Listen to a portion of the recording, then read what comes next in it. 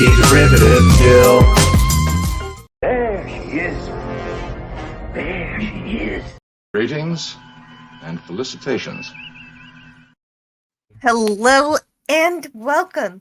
I am so glad you're here today. And today we're going to go into the great storytelling of For All Mankind. I'm going to go into as much detail as I can about what makes these episodes fascinating.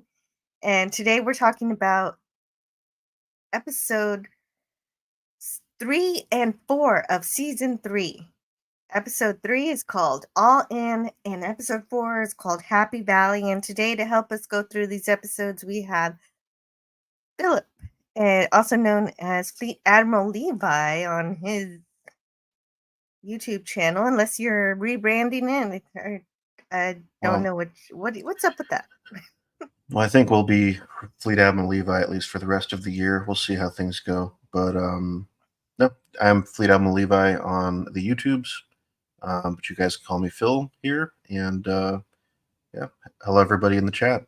Looking forward to going through the next couple episodes with you. Yeah, me too. You know how in season 2 I was complaining that the drama seemed disconnected to the fun space stuff? Well, here I think the drama is more interconnected with the space stuff. And so it seems like all the drama actually has a reason this time instead of like in season 2. So that part's fun. Well, I keep telling everyone that the show constantly gets better with every season, and I think they're good at learning lessons from like what did work or what didn't work in previous seasons, and then kind of improving on them for the next season. Yeah, writers that grow. That's fun. That's really great. And of course, today we get our Star Trek writer back that we had in season 2. We get Joe Manowski. Also good times. And I want to say hello to Scotty R37. He's the first one here in our chat, and he also left me a present, a super sticker, a little heart that says thanks. Yeah, you're welcome. Now buy me a She-Hulk. I think that a $1.99 Canadian super sticker is not quite going to cover the price and shipping of a She-Hulk hot toy. The prices in Canada must be quite different. I could draw you a doodle for that price. Snortopupus Q Bird is here. Hello. It's always wonderful to see Snorty. And also Kimberly Ann Hart. Whoa, Kimberly Ann Hart has her own She-Hulk figure. Oh, wow. She's already got hers, Scotty. Keith E says, hello, Scott, Lee, Kimberly, and Snort Lee. Snort Lee. And last night was fun with Stark. And use your words game. Yeah, that's a fun game. Sometimes I can't figure out what to type in that game. And so I miss the turn. But then I get points anyway because people pick up the decoy. Like, I guess if you don't know this game, this conversation is boring and stupid. But sometimes when you don't know what to write, you get points anyway. That's kind of fun. That sounds unique. Yeah. Yeah, you're supposed to be funny in that game. You're supposed to like make captions for pictures and movies and stuff. It's just like Cards Against Humanity, but you have to be more creative. Gorilla's Random Thought says, Kapla. Side note, tonight's Chris Christopherson's tribute will be moved to tomorrow. Because tonight we'll be yelling and cussing at the debate. Oh, there's a debate. I don't know. I stay away from politics as much as possible, but I didn't even realize there was a debate. Hello to Real Wave Nation Gaming and DJ Play Nice. And so with that, we can get into these episodes and share the screen. Here we are. This is a picture of London, obviously, because we're getting into a montage. And so this is the episode All In. It first aired on June 24th, 2022. And so our star date is 1992 to the end of 1994. So this whole episode, it does a time jump, a 2-year time jump at the end from 92 to 94, because we gotta get to that space race. So I'm glad they don't drag it out all the way to the end of the season. That is one great thing that this show does, is the thing that you're excited about, they don't make you wait the entire time. Yeah, that's one thing I definitely did appreciate from this season too, because I was curious how they were actually going to approach it, given the cliffhanger that they gave us at the end of the last season.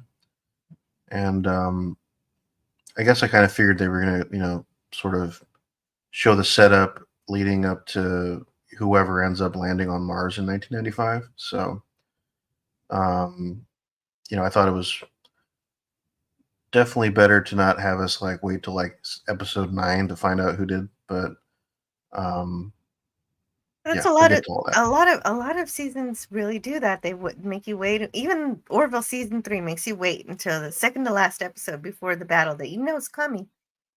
Mm-hmm. And this one, it doesn't jerk you around like that. So this episode was written by Nicole Beatty and directed by Wendy Stanzler.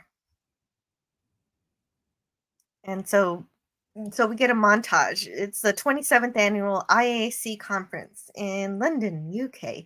Margot and Sergio are having a montage of times that they're flirting or on the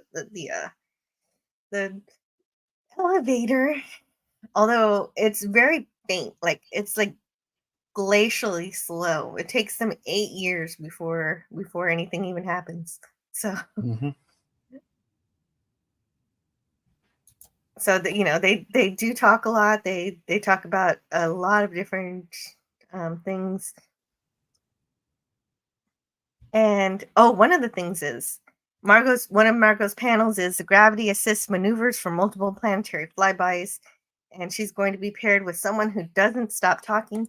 And for whatever reason, I was inspired to bring this clip back. So apparently, in another Star Trek Next Generation episode, they talk about a conference where there was somebody who kept talking and they wouldn't shut up. And so I used to have this clip and I brought it back for this episode.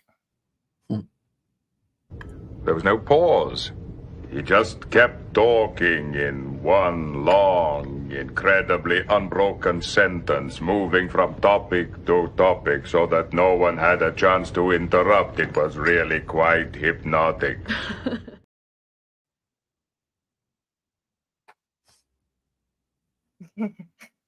I really like that episode also. It's a good one.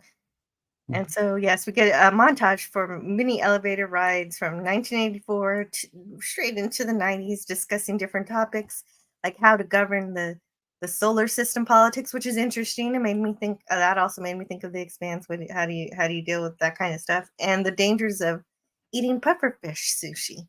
So they have intellectual discussions. So they have a connection there, but nevertheless, there's slight sexual tension that's there, but nobody ever. In 1991, Sergei actually does try to go for hand holding, but they get interrupted, and they don't do anything. Mm-hmm. So that's, man, that is a slow relationship if ever there was one. Well, at least it doesn't go too quickly, I suppose. It's Margot. Yeah. Margot's never been somebody who just jumps into bed with anybody. No. I mean, I think they're kind of definitely playing, at least with this particular coupling, with the old, what they call unresolved sexual tension. It's the thing that kind of drives a certain character plot line. And I think it actually works pretty well with them specifically. I'm not exactly sure if it would work with anybody else, but in their situation where, he's a representative from the Soviet Union, she's a representative from the US. I guess I can see just the circumstances being what kind of, stretches the relationship out. Yes, the camaraderie that brings them together in terms of enjoying science is also what keeps them apart because of their international kind of issues. and the tenseness of it. Makes sense. It does work. And so since Helios, okay, so in the last episode, Helios said, we're not going to wait till 1996. We're going to Mars in 1994. And so, of course, the U.S. and Russians say, oh, okay, we'll move up our launch window to 94 also. And so... Yeah, so but not right without now, cutting some little corners. Right. So one of those corners being that they need to make these habitats. So they're going to use some habitats that they were going to use for the moon instead, and send those to Mars instead. But they have to, of course, change them for the Martian atmosphere and all of that stuff. And so Journal 1 can be ready. And I can understand why Danielle chooses Danny to be her number one. She does say number one, or XO, because of how he saved everyone on Polaris, because that was really heroic. It follows logically. She doesn't, but of course, she doesn't really know the true mental instability. She knows he had a rough past years, but she thinks he'd gotten through it. She thinks he triumphed over, his problems.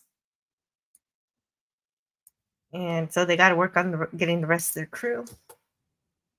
And Bill says that the HABs, the fuel generators, the life support systems, they're all part of the pre-supply mission that's slated to launch in the 94 window, so they can be there when the astronauts arrive. Mars habitats won't even be fabricated for another year. And so then they figure out they can turn those Jamestown modules into Mars habitats. But it won't get there in time, because all this stuff needs to be there when the astronauts get there. Otherwise, they won't be able to figure out how to survive. They won't have the stuff they need to plant crops or whatever they're going to do to survive on Mars. I'm going to Mars now. Aleda says we can launch the pre-supply outside of the window next year, but towards Venus. So she has a creative idea on how to get it there, even though they don't have another window to throw it. They can use a trajectory of another planet. Margot says we slingshot it to Mars. MIT had a paper on this. It'll take longer, but it'll still get to Mars a few months before the crew does. And so that's the plan. Mm-hmm.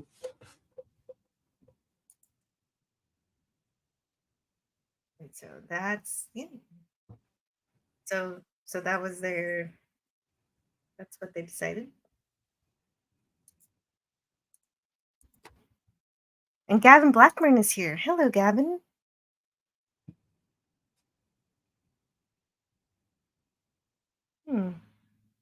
And yeah, it was fun to explore. It's fun to explore space. Oh, and Kimberly, you've seen it all, haven't you? Keithy says, I'm going to be listening, lurking, and learning. Oh, I'm glad you're around, Keith. Season 5, 2025, it's a good bet, says Kimberly Ann Hart. Oh, she's predicting what the time jump's going to be. Oh, yeah, I'm not even there yet. When I finish season 4, I'll start thinking about season 5. Well, we still got a while. I think the prediction is next spring, but I think season 6 would be the one where we jump to the alternate present day, which will be fun.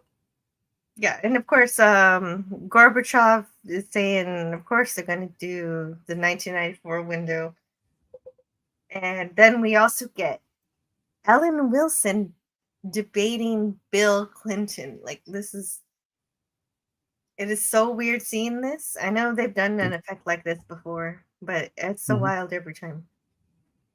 Yeah, it's pretty good. Clinton is arguing against launching 2 years earlier, but I love that the counter that Emma has.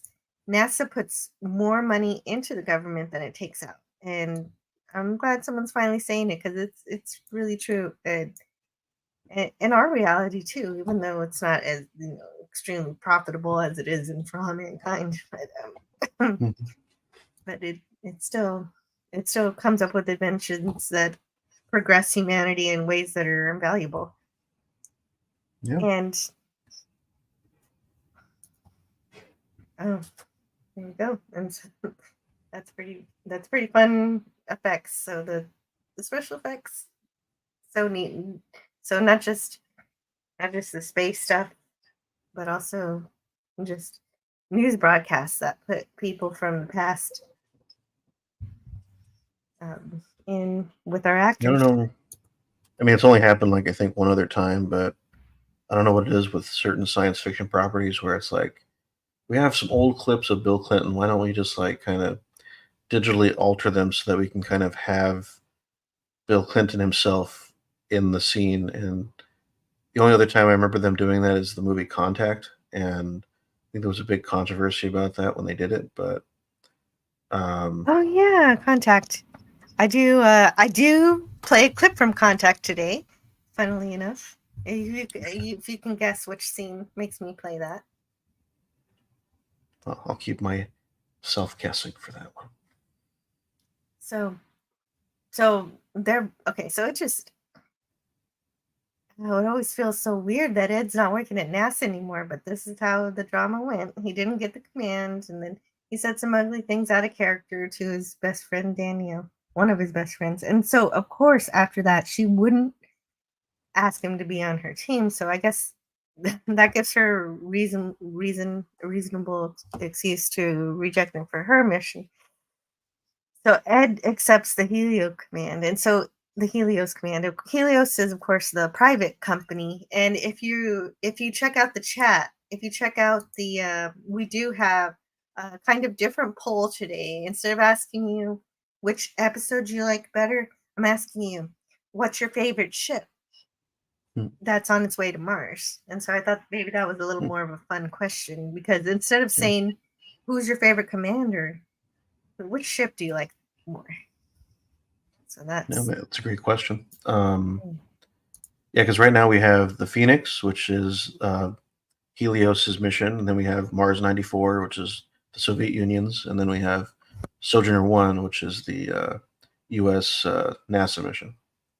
yes, correct. And so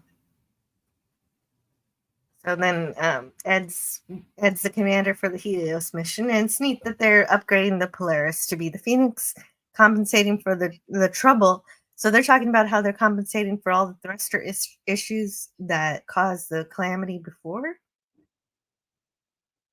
So apparently, whatever they did is supposed to guard against space debris crashing into the ship. Hopefully, they're upgrading and repairing the station, and but you can still see there's lots of work to do because all of these dangerous sparks are flying everywhere. Well, you gotta have sparks. Mm-hmm. Yeah. Speaking of things that remind you of Star Trek.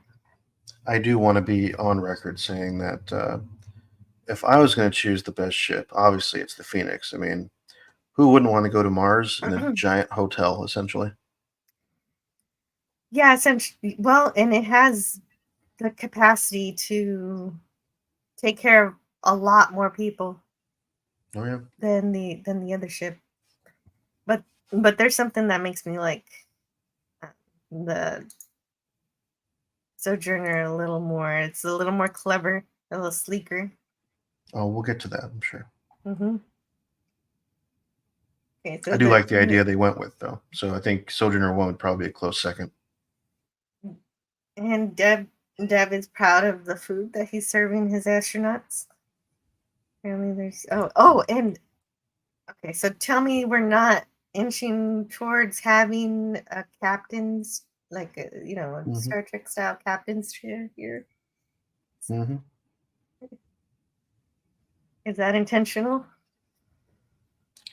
I would have to say so. I mean, it's great. I mean, that would be probably the first time we would have seen like the archetypal captain's chair, and I'm all there for it. Me too. And so Ed also has to choose his crew. It's it's good to see Ed happy, and I do like these 2 episodes because pretty much Danielle and Ed, their friendship is strong enough to overcome his behavior from before, and they pretty much they're good. They're good now. That's the only thing I can say. Like, I wouldn't mind if they talked about it, but they don't have to. They prove their friendship to each other through their actions. Mm-hmm. Margot says, Kimberly says that Margot says, I would love to visit Mars. You know what? Yeah. Eventually she'll get up there, right? I don't know. Well, Gavin Blackbird says Mars 94. It looks like the ships from the Martian Chronicles TV show starring Rock Hudson. I remember Oh, that. interesting. That's an interesting perspective. And there are a couple of people who are choosing the Mars 94. I do think it's interesting. It looks very interesting on the outside, but I don't think we actually see the interior of Mars 94 at all.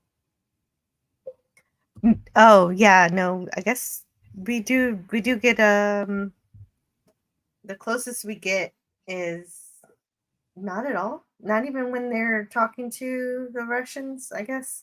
I guess not. Yeah, it's all over radio. And then All over radio, okay. yeah, the clip we see is they launch it from, I think, Baikonur in Kazakhstan. And then that's it. So just the one clip. And then we see it later on. And then that's all we get with it. Yep. And so anyway, Dev keeps zeroing in on how the flight systems are automated. And I keep thinking how that might be a problem at some point. They're really heavily implying that's going to be a problem. He says Ed will be the only necessary pilot, and the other 15 crew slots can be for scientists, engineers, and for some reason, artists. And as one of the funniest lines in this episode, I'm not putting any poets on my crew, all right? They should have said the poet. Yeah. Very apt. That is the quote I thought of when they said that. I was thinking you were either going to do that one or the it's all a waste of space sort of thing. But oh yeah, want to go for a ride or that one too. I love. There's a lot of good lines in that one. It's a great movie. I want to clip that now though. E.T. phone home. Oh, they do mention, yeah, they do mention life forms, but that's a Kelly scene. We'll get up to that. That's funny though that he was upset at NASA for prioritizing the scientists over the pilots, and Helios is pretty much doing the same thing. Mm-hmm. And Dev says, in an effort to minimize risk as much as possible, the computers will be directing the majority of the ship's operations. And Ed says, I need to be able to take control of this ship if necessary. I'm going to be 30 million miles away from Earth with an 8-minute communications lag. If a system fails, I need to be able to improvise solutions and workarounds. And Dev says, I made a mistake. We need to rework the flight control systems per the commander of the ship immediately. And so the idea is continuing here that Dev has the flexibility to change when faced with facts. And so you're wondering what could possibly be wrong with this guy. Well, I guess we'll find out in the next episode. I think it's kind of interesting because I think in that scene, there's kind of a little bit more tension built up because the way he says it, it's like, I've made a mistake, and it kind of sounds like he's hinting at maybe he's made a mistake putting him in command. That is what I felt. And then for some reason his words didn't quite match how it looked like he felt. Yeah. And so I'm thinking that's probably how he did feel, but because obviously I think Dev is, not he knows more than he's letting on, and so he's got his own little, plans within plans, but I think he still sees some value in having Ed there. And I mean, obviously, Ed still has like the most experience of anybody that's on all these missions at the moment. But Yeah, he doesn't want to throw away the idea of someone who has more experience than he does, and it would have been short-sighted for him to. mhm. And so, But I do want to stick up for the artists. Having people out in space that can also do great art is a good thing. That's why STEAM education is good. mhm. Yeah, and definitely. Well, and you had artists in Star Trek and everything, so it makes Mhm. sense. I mean, some of the crew, doubled or they had like hobbies that often included some art. I mean, Data was trying to do painting, and you know, a lot of the crew loved music and theater. So, yeah, Or that girl who loved Khan, she was also a painter. yeah, that's true.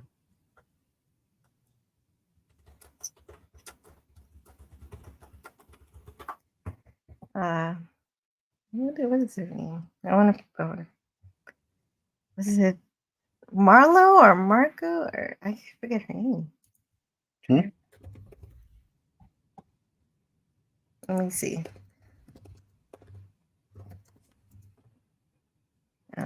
Space Seed. Isn't that isn't her name Marla or something? I was thinking Marlo. Yeah, it's Marla. Yeah, Marla. Marla. Okay. I wanted to get it right. Sorry. It's Marla McIvers, I think. Yeah. MacGyvers, McGivers. Yeah. I always mess it up. Yeah, and including female engineers, definitely. Male and female engineers. In Yeah, memory of little. Gordo Stevens. Okay, so poor Danny. He's trying to get away. He doesn't do too well. We switch back to Danielle and Danny. They're working in the simulation of the Soldier One, and we can already see some of Danny's instability is not and he's not taking too well to Danielle's command. He ends up crashing the simulation as a result, citing that he just closed in on a house, but obviously we know something else is on his mind. And he's got a never-ending crush on a lady who's pushing 60, if not 60 already. And he stops Mhm. to stand by the statue of his mother and father. And credited, of course, for their heroism in saving not only everyone in Jamestown, but essentially the entire space program. And I'm fairly certain a calamity like the one that Gordo and Tracy averted would have slowed things down in progress quite a bit. Yeah, most definitely. And so the statue says, "The future does not belong to the faint-hearted; it belongs to the brave." And so this Yep. Quote by Reagan. Mhm. Yeah, yes, it's a quote by Reagan as he was giving a speech in our timeline about the Challenger tragedy. That Mhm. tragedy doesn't happen in For All Mankind universe. So, but he still ends up coming up with these words. I think it's actually applied during the scene where he's doing the sort of funeral speech for all of them. Mhm. So I think he still makes the same speech, but instead of for Challenger, it's for Gordo, Tracy, and all the others that they lost on the moon. Yeah, for Jamestown, for the Marines that they also lost. But they make a statue of the duct tape. The duct tape suits, they're still funny looking. Hmm.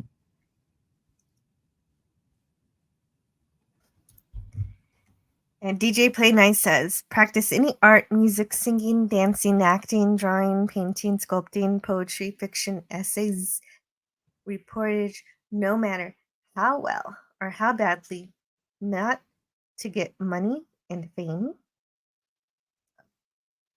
It looks like there's more to this quote. Hmm. And so, as I guess last time, Danielle is strongly considering Kelly's request to stay on her team, even though they already have a biologist. Because I kind of figured that Kelly would be going with NASA, and she cites that she's doing more than growing plants. She's also looking for life in inhospitable places, and she can take those skills to Mars to find microbial life there to show we're not alone. Or Yep. as they say in Contact, if Mhm. if it's only us, that's an awful waste of space. Yep. This That's where I thought has it was going to be applied. yeah, no, I could use all those quotes. Those are all amazing. Mhm. This has been a dream of scientists today for as long as we put a rover up there. We've always wanted to. We always, no matter. So we put rovers on Mars, and sometimes we'll put on systems that collect samples of soil to check for life.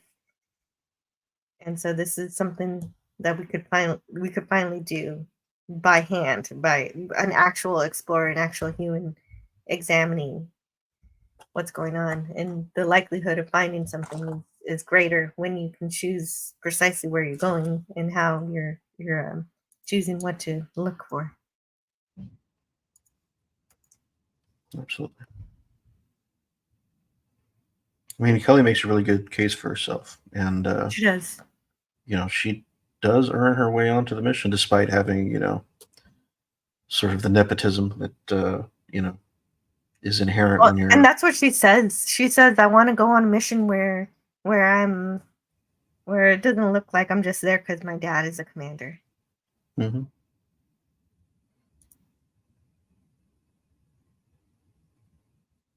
And Kurt Vonnegut, Kurt Vonnegut. there is, hold up, but to experience becoming, to find out what's inside you, to make your soul grow. Yeah. Hmm. That's the importance of art, and I think DJ Play Nice is picked a really good quote from one of my favorite authors. Oh wow! Oh, very cool. I'm glad you knew about that. Yeah. Oh, Wouldn't be here without that author. Danny's looks like he's looking to cheat on Amber. Mm-hmm. At the outpost, which is kind of stupid. Well, it is Danny after all. Yeah, I guess so. He's an idiot. Oh, and also Karen is trying to snipe Alita from NASA to work with Helios. As good as I've been at trying to figure out how people are going to act, at this point I wasn't sure which one she was going to choose. Oh, sorry, that was that was a milestone. Don't worry about that. No, congrats. Thanks.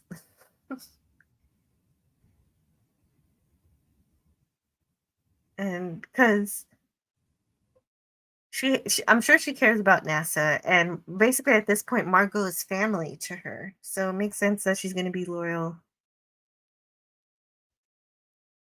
And it's reasonable to assume she's more mature than she was before. If this happened in season 1, she'd definitely go to Helios because she was more of a lone wolf back then. But I think now she actually has opened herself up a little bit.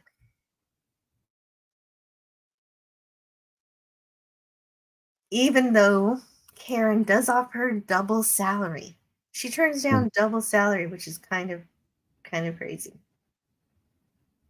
Yeah. Karen said that I admire your loyalty to Margot. It's beautiful, but at a certain point, you can't live under her shadow anymore. Otherwise, you're always just going to be known as Margot's girl. And what does that remind you of? Mm-hmm. And that reminds me of the time that Margot made it to Mission Control, and she was hazed when they said, "Welcome to the trench, Eva von Braun." And of course, Margot came into her own. She was also living under the shadow of Werner von Braun. And I mean, there's definitely that parallel, and I think that parallel is going to kind of take a lot more precedent next season, but how it manifests is going to be interesting. But I kind of think that's going to be the through line for the Alita character. It's probably going to be interesting to explore as we go along. But yeah, I do like here that her loyalty to Margot / NASA it exceeds monetary value, and I think that's also going to play out interesting too next season. well, it shows a lot of growth in Alita. That's the proof that something's happened. Yeah.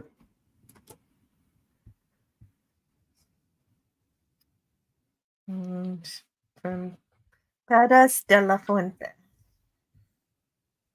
Yeah, she's proud of what she's accomplished, and that Margot was a big part of that, and she's not going to give it up. But like father, like son, Danny is cheating on his wife with this lady from the bar, but he doesn't get a chance to complete the affair. As he's scooping up his wedding ring that he dropped to remind the audience that he's married, they Probably to are remind both, himself. yeah, they're both arrested for trespassing. This is Danny's old house, but it's long since been bought by somebody else. Of course, his parents are no longer living. And the cops let him go without jail time because he's Gordo and Tracy Stevens' kid. Hmm. So he gets off because of who his parents were. That's the other side of the coin of nepotism. Hmm. Yeah, even after death. Mm, Danielle only finds out because she's the one who comes to pick him up. They call her to come get him, and she's upset that he's back on alcohol and drunk driving. And she's not playing around. In order for Danny to be on her mission, she needs him to get off of flight status for a while and go into AA to quit drinking. He has the time. He can do it. And he needs to do it for his wife. So, and then we get a little bit of domestic drama with Aleda and her husband Victor. But I'd like to, before we get into that, I want to say hello to Matt G. Matt G. So, Taylor Swift greater than Disney, Star Wars, and MCU, and Doctor Who. What? The Queen of Mars? I don't know.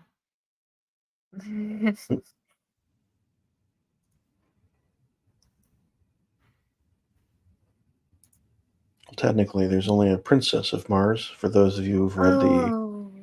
Edgar Edgar Rice Rice Burroughs Burroughs. novels. Yeah. Actually, I contributed to a Kickstarter, so they're doing an audiobook for the Princess of Mars, and so now I'm going to be like a producer for it. So that's amazing. That's fun. Yeah. Oh goodness. Okay. Well, have fun with that. That's really great. Those I are shall. some good. Those are some good little pulp books. Yeah, some good stuff. So Victor says Aleda should have consulted him first before turning down Helios, because with the salary increase that she could get here, they'd be able to pay for childcare, housekeeping, and retirement for Aleda's dad, who is in fact not is deteriorating without Aleda even realizing it. So she has to hear from her husband that her dad is getting sicker mentally.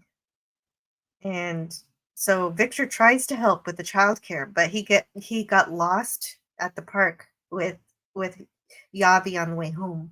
He leaves the stove on and other signs that his memory is failing him. So I don't know if there's going to be a scene or when we're going to get the diagnosis of either Alzheimer's or some other form of dementia. That is creeping up. Mm-hmm.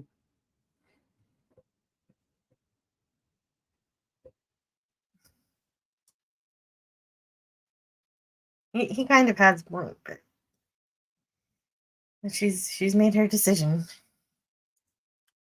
And she says, they're still living a pretty good life either anyway, but he naturally he wants to have a bit of freedom to be able to pursue something. I don't know, what does he do? I don't remember. What's his career? I always thought he was like some kind of a teacher. A teacher? Okay. I don't know a lot about Victor, unfortunately, but he I seems think nice. some of that other stuff occurs later, but yeah. I just, he's just cute. So I don't know. Yeah. So well, I guess I'll have to wait to find out more about him. And so Amber is doing a lot of housewife stuff she's like, it's kind of like we're at season 1 again, and then here's one of the housewives just like at the beginning in the 60s, Mhm. and she's making lemonade, she's making roast and salad and all that stuff, doing all the things. And basically that roast is enormous. Like, who is she feeding with that? It's just the two of them. Look at that thing. Yep. They can have Christmas dinner with that. I guess they're trying to have more than one meal with the same thing. Oh, I guess that's a good point. You could have you can cut it up and freeze it and use it throughout the week, I guess. I guess that's okay. That's fair.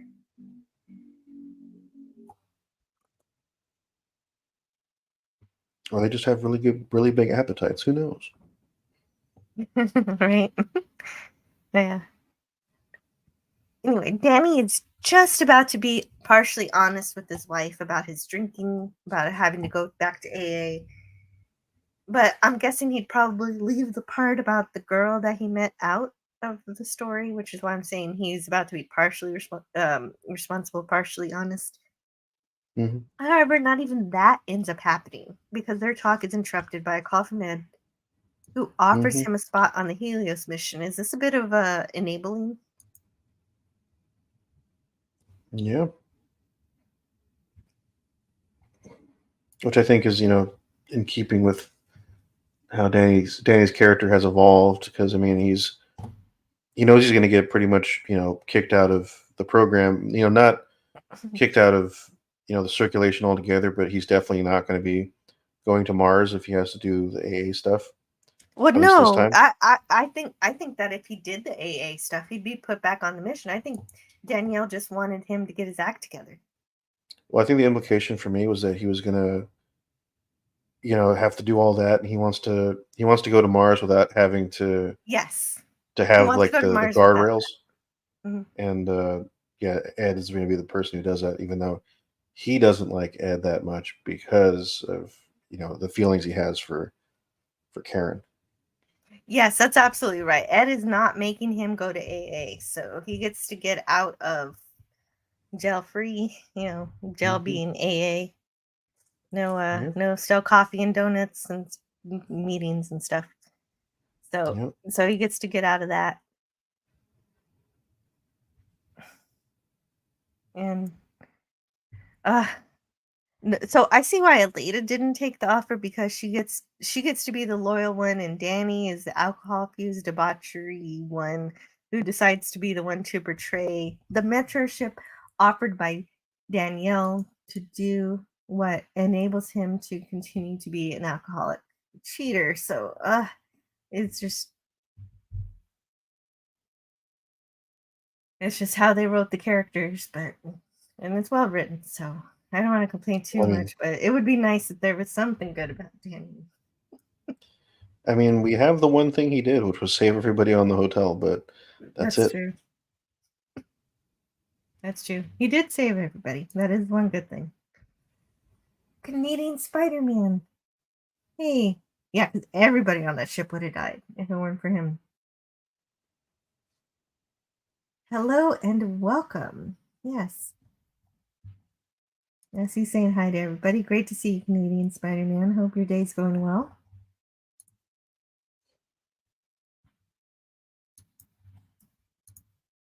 And yeah, so let's see where I am in my notes. I guess Danny's not going to find his peace as Danielle wanted. Because I keep wanting to say Danny for Danielle because that's also her name. Her name is also Mhm. Danny. So I could keep saying Danny, and you're not going to know which Danny I'm talking about. So that's why I say Yeah, Danielle. yeah, it'd have to depend heavily on context clues if you don't do that. Yeah.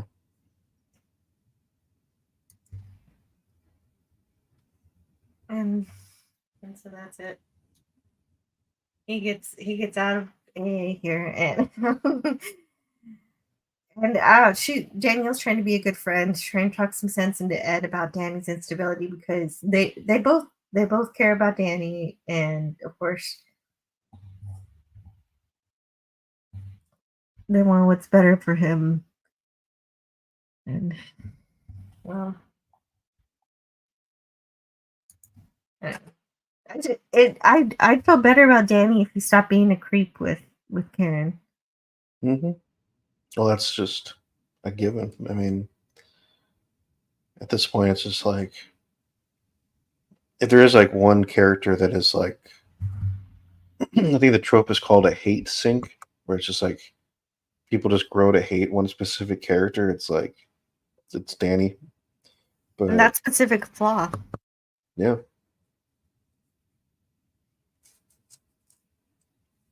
But Ed's over here making excuses, and he's kind of making the same exact excuses he was making for Gordo. And it's kind of a running theme where he cares about people, and he starts enabling them, and he thinks he's doing a good thing, but in fact he's actually not helping them at all.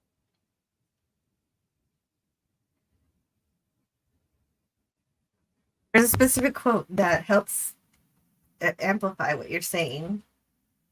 Let me see if I can find it.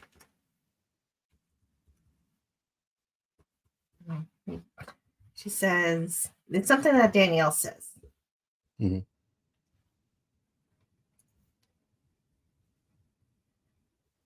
She says something, what is it? You can't solve everything by going to space or something like that. It was kind of funny. Yeah, I think I remember the line. But I can't find it specifically, but that's the gist of it. Right. And since, of course, Ed has no idea, he still doesn't know what's happening. He doesn't have the whole picture. He doesn't know how Karen feels about working with Danny.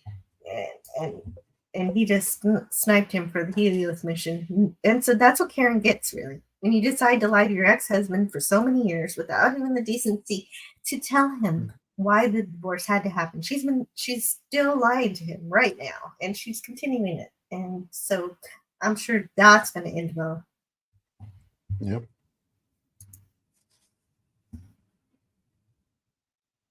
Finally, at 35th conference, Margot invites Sergey to her room for drinks. It finally happened. She's just like, grab that bottle. We're going to my room. She doesn't even say it. She just says, grab the bottle, and he knows. Yep. Without hesitation. Last call. I thought this was Europe. I didn't even know that. You can go to Europe and continue drinking past 2 a.m. Yeah, I'm not sure. I know the drinking age is like drastically different in most European countries. Yes, that makes sense. Well, that just by reading Harry Potter and how the children are drinking liquor, even though it's just like 2% liquor in the butterbeer. There's already child approved alcoholic drinks in a children's book. So yeah, but I do want to recommend, if any of you guys ever go to Universal Studios, definitely try the hot butterbeer. It's very good. Also non-alcoholic. Right. The butterbeer in Universal Studios is not alcoholic. It is alcoholic in the books, however. Yeah. But at Universal Studios, I agree. The hot butterbeer and the frozen butterbeer are both way better than the regular. That's probably true. Yeah. You didn't get to try the frozen. I think I did, but I still think I preferred the hot better. I think it might have just been because we'd gone when it was too cold, and so I was like, hot would have been better in a cold situation. So. Oh, okay. So if you went in the summer, it'd be different. Yeah, probably. And I love the way she delivers this line. Mm-hmm. So she's done with all the beating around the bush here. She just said, "I would like you to kiss me," and that's it. Yeah. At least she's consenting to this interaction, which is good. And they both want it. They've been wanting it, but the extenuating circumstances. Yeah, but it's him who stops it. He cuts her off, and he's like, "Oh, well, you know what? I just really can't get down with this because I don't know your nuclear engine plans." Mm-hmm. And and they won't be able. And he's saying that they won't be able to go to Mars because their designs aren't working. The Russians won't be able to go to Mars unless Margot gives them her nuclear engine plans. Mm-hmm.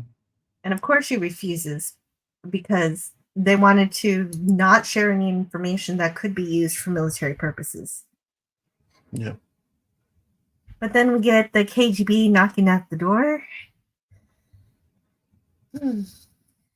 And it's clear the Russians are going to get those plans by any means necessary.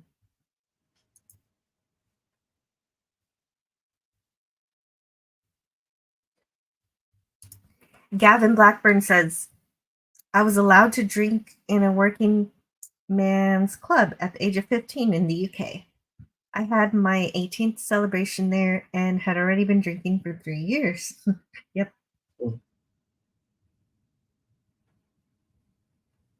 And Greek Letter says, I like my beer the same way I like my coffee, the same way I like my men, black. No non-alcoholic butterbeer is going to change my mind for Black Kaiser. I think that's a reference to the airplane movie. That's one of the jokes they use. Hmm.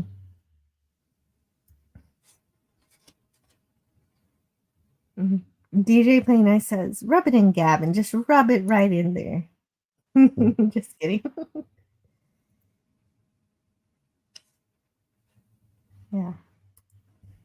Yeah, that explains it.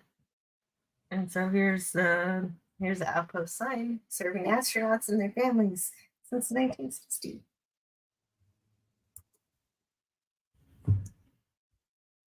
And so Ed wasn't supportive of Danielle getting the command, so I was afraid when he got this sulky, angry look in the scene. So it was a good fake out here that he is in fact supportive of Kelly's decision to go to Mars via NASA. So this was the good news. This is a sweet scene. That's all it is. Yeah. I mean, that's also, it's definitely the more wholesome outcome to how he reacted to her, wanting to join the Navy. And he kind of tries to reframe it as, sort of a father-daughter competition thing. Yes. And that works. That actually works really well. Mm-hmm. Those Huns know how to make beer, says Greek Letters.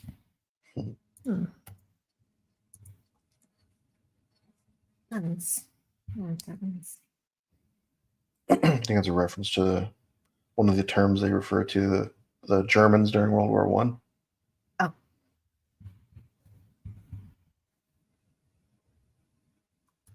But then we cut back to the bad news with Margot. With the Russians, they're gonna use extortion to get the nuclear engine designs from Margot.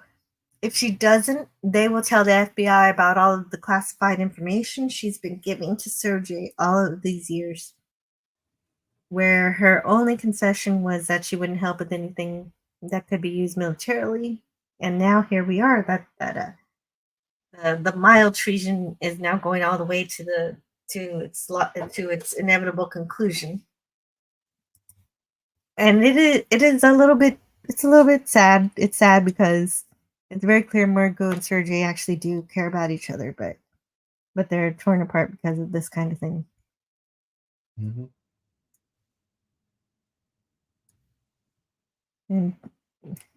And she loves the space program, she loves the math, she loves sharing, and I don't know, she found a friendship with Sergei, and now she realizes that is I wonder how much of it I'm sure she's wondering how much of it was just to get the nuclear plans. Yeah, I'm kind of wondering if she was interpreting it as like Sergei was just like, baby, I'm just trying to get into your nuclear plans. Yeah, exactly. And and the Russians are right though that the FBI would see Margot as a spy and traitor if they really sent information. But this doesn't deter Margot. She says she won't be blackmailed, and so then they move on to harm Sergey. They begin to suffocate him. They're about to choke him to death, and so that's the threat. They give her a day before they carry out their threats, and she goes home and she tries to pretend that, nothing happened. But she keeps the card. They give her a card to call them.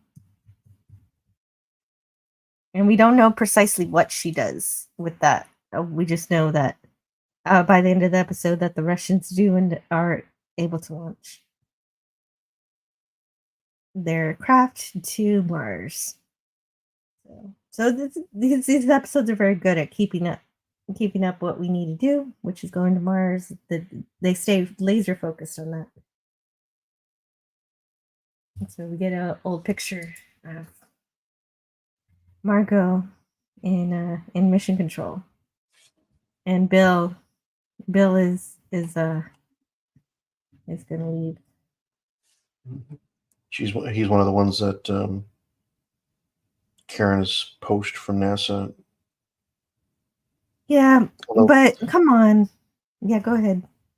No, I was thinking, I think he's kind of, I feel like his vibe would go better with Helios anyway, because he's kind of into like the Heinlein era of science fiction. So it's like very much driven by private industry. So. Yeah, but Phil, I'm not trying to say that this show is getting a little bit sexist, but why are only the men being shown to be the disloyal deserters of NASA? There wasn't one woman who decided to go over to Helios from NASA, and maybe I'm looking too much into it, but Bill is a longtime employee. He even says, I thought I was going to be here for life. So I don't know that he would leave just because someone offers him a bigger salary. He has a lot of history with NASA, and there's so much in him. I know his excuses. He wants to have a new start or something. But I knew we'd have. I know we kind of have Margot sort of betraying NASA this entire time as a mild balance, but she's still doing what she thinks is best for everybody, even though it's biting back at her name. Well, I think so because we had point, Ed, Dan, Bill. Mm-hmm. Yes, go ahead. Well, no, I was saying I think we only have like one person that has been let go of NASA. That was a woman at this point, and yeah, it wasn't her choice. It was more or less, Margot's iron fist that kind of, tossed Molly out. Right, and that's another thing. I miss Molly. She was the coolest of them all. Speaking of her, I'm surprised that she was not part of these 2 episodes. I wanted to see it. That's all. I mean, I did kind of think she would have been one of the ones that ended up at Helios just because, she wasn't needed at NASA. Right. And it would have been friendly territory at Helios because now it would have had, Bill, Ed, Danny, everybody over there now. So I mean, it's not like... and that would have played towards the things that Dev likes. Dev would have loved to hire somebody who's as brilliant as Molly, with who has a disability and who is still capable. Molly does not let that get her down. She's just as fierce as when she could see. Yeah, she just had to adapt to a new situation. Mm-hmm. Anyway, she's the best character, and she should be there until.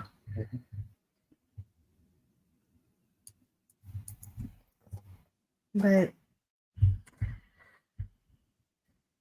he and Bill also eventually says goodbye to Alita too. So bye, Bill. Mm-hmm.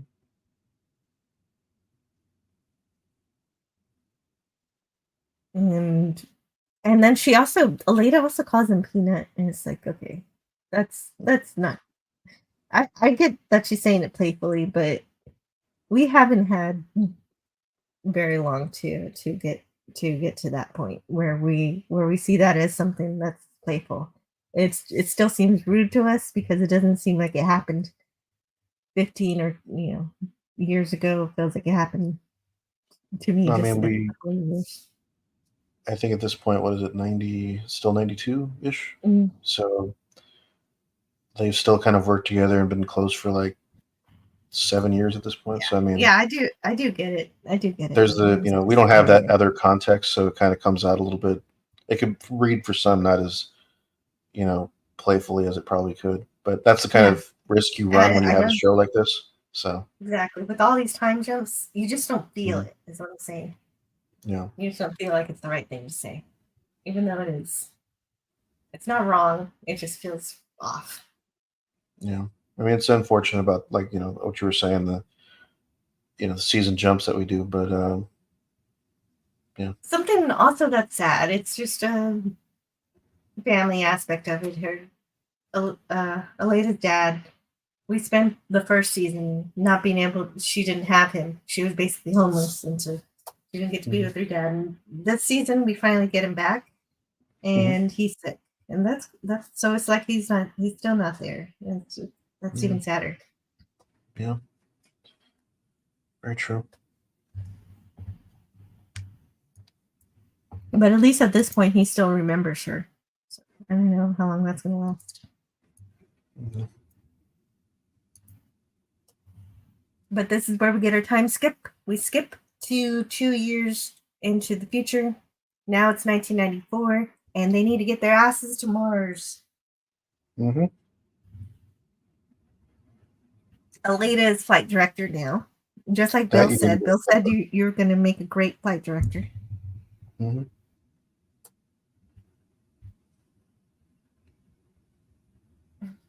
And the race is on to Mars. And Mhm. that's nice. Oh, and also we also get something great. One of the coolest things about this series is finally being in the 90s is getting to hear fun tunes like Black Hole Oh, yeah. Sun, Mm-hmm. It's perfect for the scene. Soundgarden.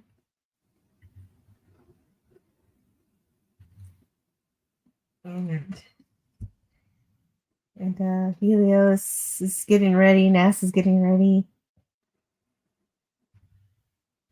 They're all launching. And it is a little emotional, especially seeing the Sojourner getting ready to go to Mars from launching from the moon, because this Mhm. is our dream in real life. Is to set up base on the moon and then launch from there to Mars. And so Yeah. For All Mankind is showing us how it could be done. Yeah.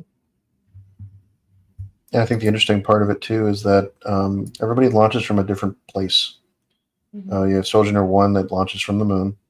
Then you have Mars 94 that launches from Baikonur, and then the Phoenix takes its departure from Earth orbit.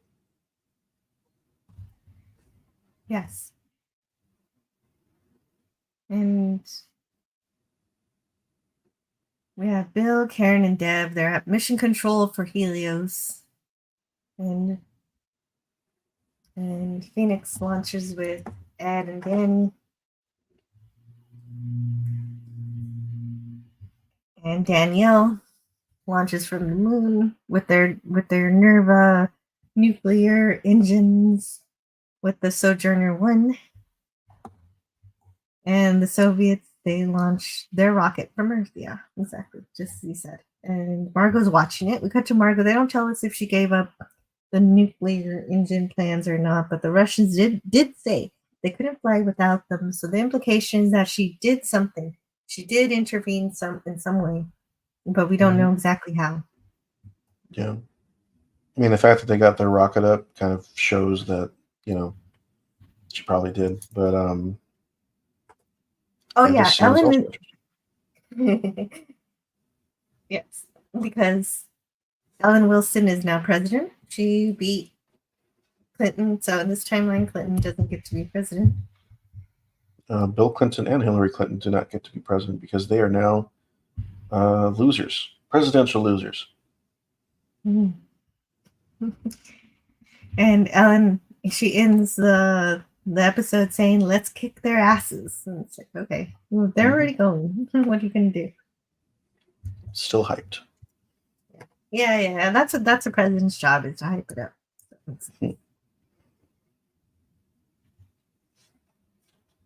It's just gonna take a while. What is it, 30 million miles or something? Mhm.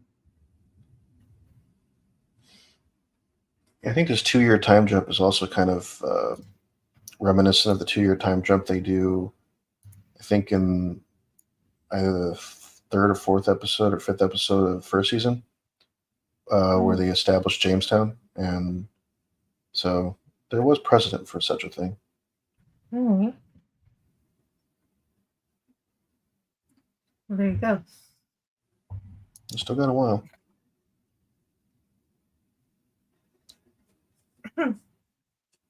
So we start the next episode at the race. The next episode is called Happy Valley. This is season 3, episode 4. Oops, I dropped No. Lego Phoenix. Not a spaceship, but a bird from Harry Potter. It's just Okay. I've been fidgeting with it. I should put it down. Well, that's But interesting. Happy Valley, yeah, right? I didn't even mean to do that. But Happy Valley aired on July 1st, 2022. And it was written by Joe Manowski and directed by Wendy Stansler. So, same director for the last 2 episodes.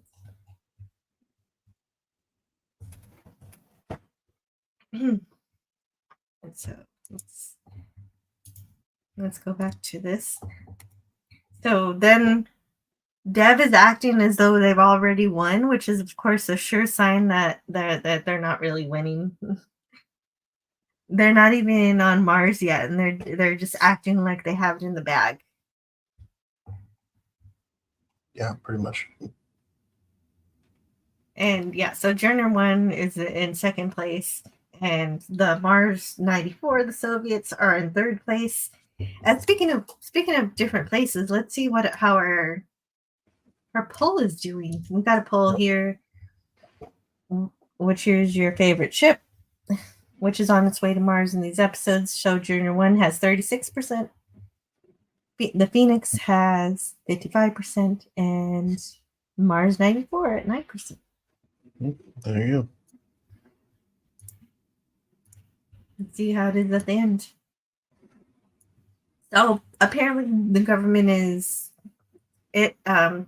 doling out an interstellar prize, a prize for whoever gets to Mars first.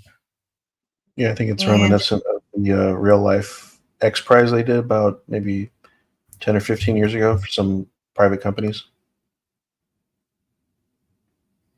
And for Helios, if Helios wins, Dev is going to distribute the prize among all the employees. So each one will get around $20,000. And so they're pretty happy with their lead. And Danielle has an interesting crew. She's having everybody do pirate talk, and they're playing a sea shanty. Mm-hmm. And so when Ed hears that they're being so playful, he gets suspicious. He says, monitor their vector telemetry and patch in the NASA video feed, because he knows they're up to something. And they are. It's called Operation Jolly Roger. And so we get this absolutely gorgeous solar sail from it. With the Pirates of the Caribbean theme that plays as you walk onto the ride. And yeah, it's amazing. Yes, that's correct. It is Yo-Ho, A Pirate's Life for Me by composer George Bruns from Walt Disney's Pirates of the Caribbean from 1966. And you're right, it was on the original Disneyland attraction. But Bill says, Jesus, that solar sail is going to pick up enough photon radiation pressure to give Sojourner constant acceleration. They're going to beat us by 8 days. And the So funny thing here's was that earlier Ed was making the point that it was innovation and out of the box thinking that wins every time. yeah, And yeah, you can kind of see Danielle and everybody kind of like smirking that, it wasn't really private industry that did this number. it's true. Yes, they did have something in their back pocket to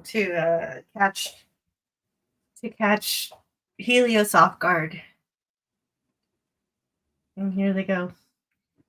Danny and her crew.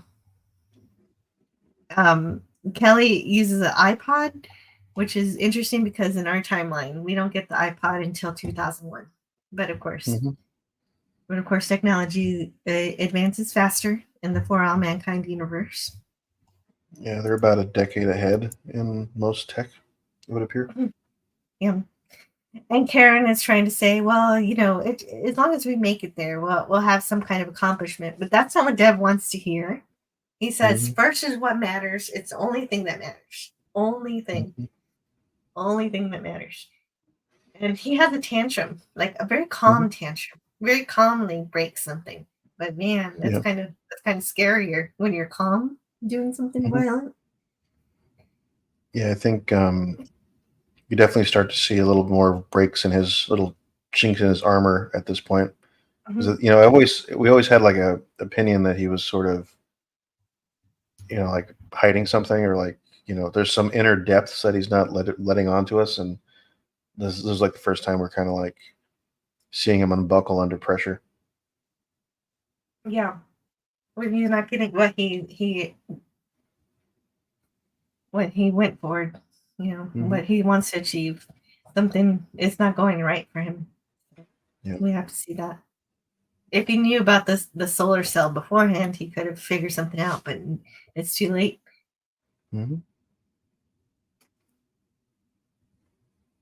And so they do mention that because of the solar cell, the US is going to make it to the Mars a full week before the other two. Hmm.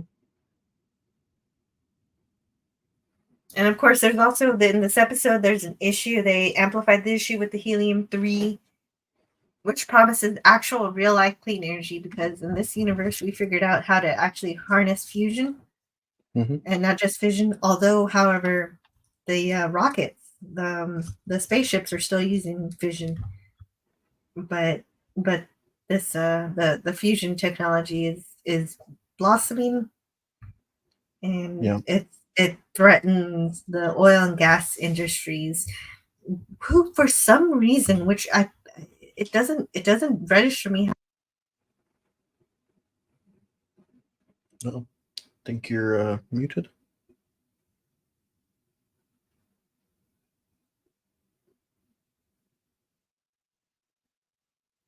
Jill, you're on mute.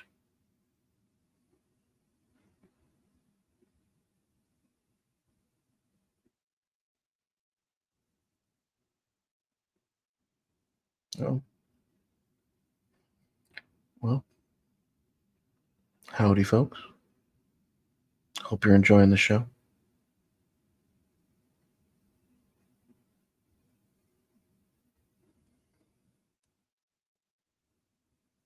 Hello, hello, Hey, sorry about that, guys. Sorry, no, something to do with the microphone, I imagine.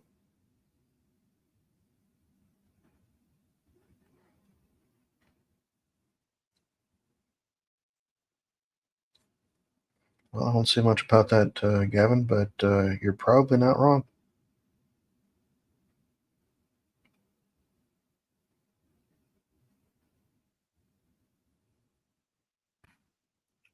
hello, can you hear me? Yep. Okay, good news. Sorry, the cord was falling out of my microphone, and so that's what caused this issue. Sorry about that. Okay. Back. Hopefully Well, glad everything's to have you fine back. here, and we still have our listeners. I Hmm. apologize for the brief interruption,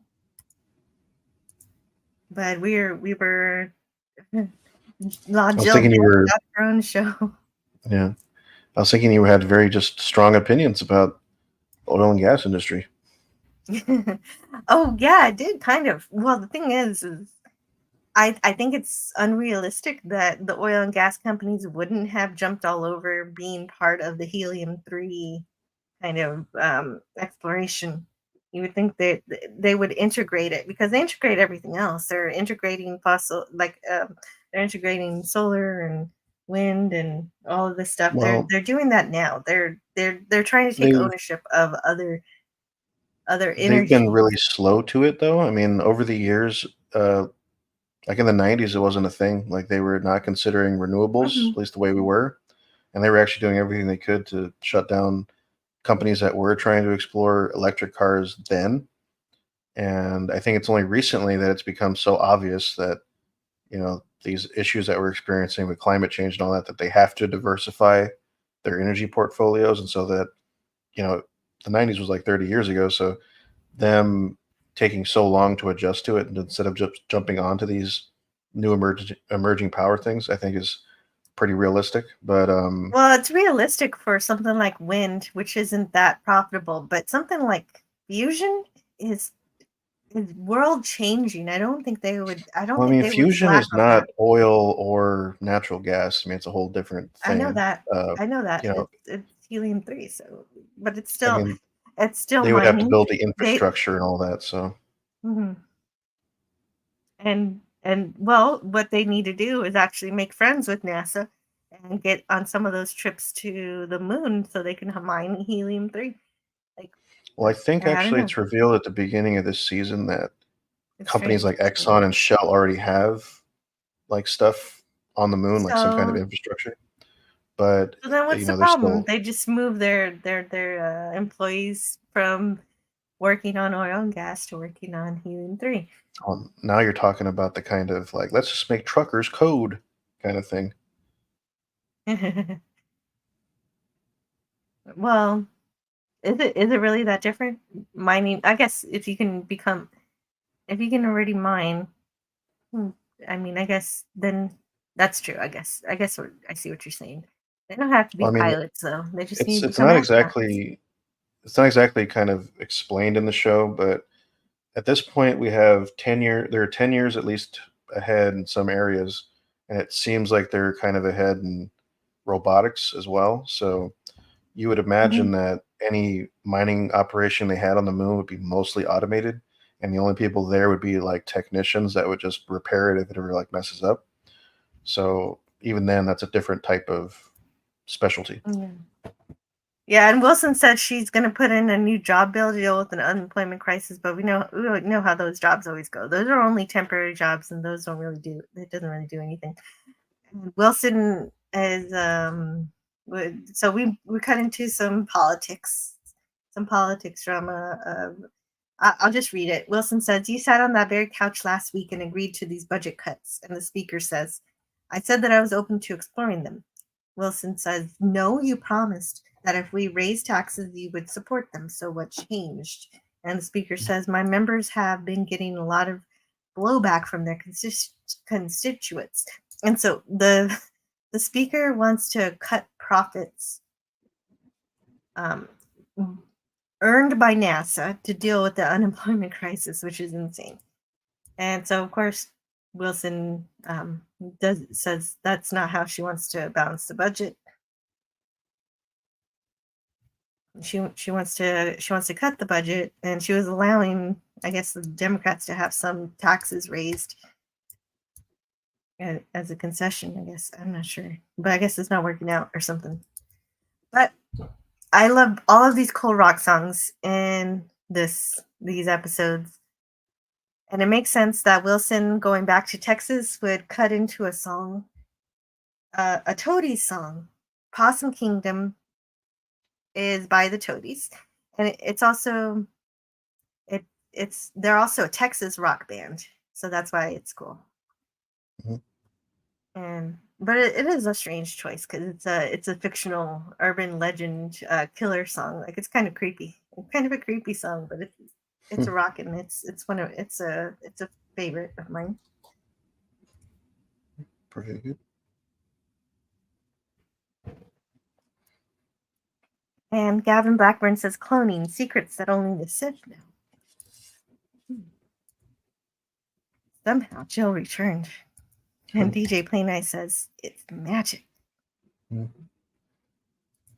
He also says, Yar. Mm-hmm. It'd be so funny to be part of Danielle's crew and you have to talk like a pirate. That's part of being the crew. Isn't there a conspiracy theory that says they have cars that run out of water, but they just don't want us to have them? Says Gavin. I think so.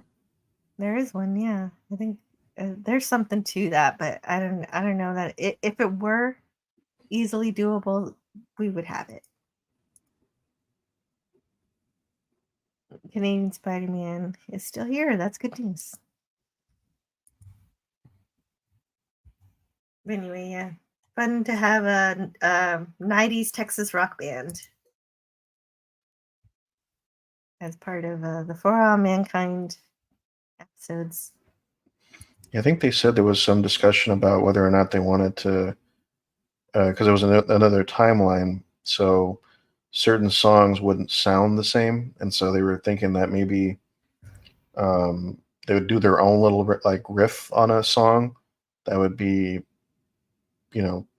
kind of like the one that's in our timeline, but it would be the alternate version of that song. And so I guess they chose not to do so. I guess because that would probably that's been a clever idea. But that is a clever idea. Had they done that, that would have been interesting. But I could definitely tell this was exactly as I heard it when I was a kid. Mm-hmm. Yeah, I don't think they went through with their plans. I think they thought it was too much work. That is a lot of work. That would be really neat though. Mm-hmm. So back in the race, Kelly had set up her own inner solar system radio station, and she even takes requests from other ships. Mm-hmm. She says the temperature in Houston today is 18 degrees Celsius. At Shackleton Crater, it's minus 157. Venus will hit a balmy 482 degrees by late afternoon, and on Mars and Valles Marineris, it's 21 degrees Celsius with clear skies. So, but back on Helios, someone named Zizzo. So I'm just gonna forget about what it means to have a name like Zizzo. Is complaint? Oh, okay, yeah, we're looking at Ed stab his butt with some kind of medicine. I still don't know what he has. I think he told me what it was, but I forget. I think it's just some kind of steroid so he can keep his joints from steroids atrophy. But okay. Anyway, Zizzo is bringing some water from the waste recycler. Drink it today, piss it tomorrow, eat it the day after. Mm-hmm. Oh my god! And then we cut to the TV showing everyone's excited about space travel, and they're buying merchandise about it. And so here it is. Here's the merchandise. You excited about all the space travel? Yeah, I would be buying this stuff too, for sure.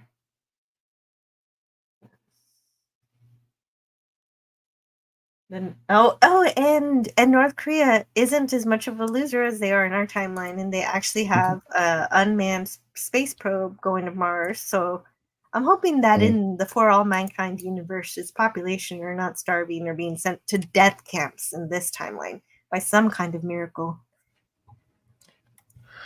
Well, you'll just have to find out. Well, I'm waiting. Mm-hmm. No, trust me, there's a reveal that comes out about North Korea, but I'll leave that one alone. All right, thank you. I'm not actually asking for spoilers. I'm just projecting what I'm thinking and what I know about reality and what may be happening in this fictional reality. Yeah, I think I don't know how much necessarily changes between our timeline and theirs, but definitely the only difference, at least at this point, it seems, is that instead of a nuclear rocket program, it's a space program. So Right. They said that they canceled the nuclear and because everybody's going to space. So they've got to keep up with that. So the implication, I think, would be that things in North Korea would get better because of the investment or the reinvestment in space exploration instead of nuclear weapons. Yeah, but at the same time, the kind of economy, the kind of communism that they have also kills. So how does that play into that? And so I'm interested to see how that works. Well, I Canadian mean, Spider-Man says, "Oh, you're good. no, if you got something to say." No, I was just saying that back at this point in time, I think it's still run by the first family member because it's Kim Jong Un, Kim Jong Il, and then Kim Il Sung is the guy who runs it at the beginning. So yeah, his son hasn't even become the leader yet. So things could be a little bit different, especially now that the Russians are kind of like the main face of communism around the world. So, things could be a tad better. Well, yeah, it already looks like it. Canadian Spider-Man says, "Hi everyone. If you would like to support Anti-Derivative Jill and help grow this channel, then please hit the like button and consider subscribing to this channel. Hitting the notification bell is good. Then you won't miss another of Jill's streams." Thank you. Thank you, Spidey. Yeah, that's some good advice. So, also on the TV, they're having looks at the lives of some of the crew members. So they're looking at Roland Baranov, the former cosmonaut who famously defected to the United States in 1983 during the Jamestown crisis. Baranov, a former Soviet military officer with PhDs in geology and structural engineering, was a provocative choice, as many in the Soviet Union still consider him a traitor to their nation. So then we cut to Roland. His family's making a call. They're complaining that they won't. The media keeps calling them, and at any rate, that is an interesting choice to put on Daniel's crew. And what was I going to say about this? I had something. Oh well. Well, we'll get back to it if I remember.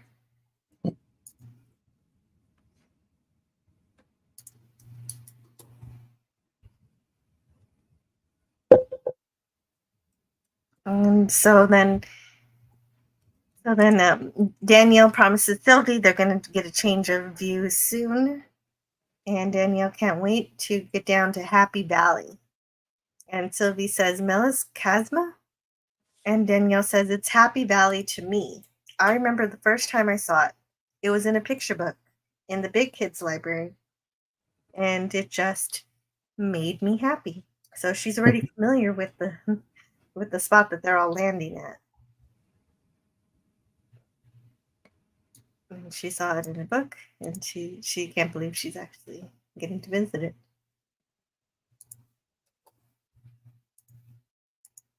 Very true. Then we cut to the Helios crew, who make this episode is written by Joe Manowski, and we have a direct Star Trek reference here. If we had a photon torpedo, we could blow them out of the sky. So they're talking about, of course, Sojourner. They're just joking around. And then, of course, there's an alien reference. And here it is.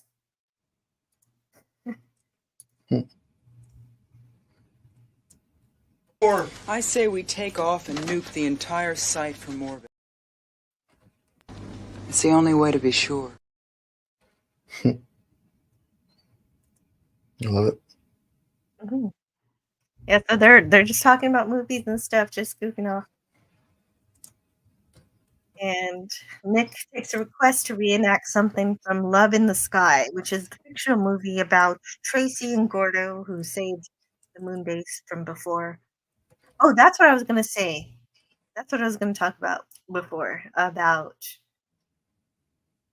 Roland Baranov, who was a defector. So that, of course, was in the previous season where he he got accidentally shot by that one moon marine lady, and she shot him, and then he's like, yeah, you know what? I would like to defect, and he did.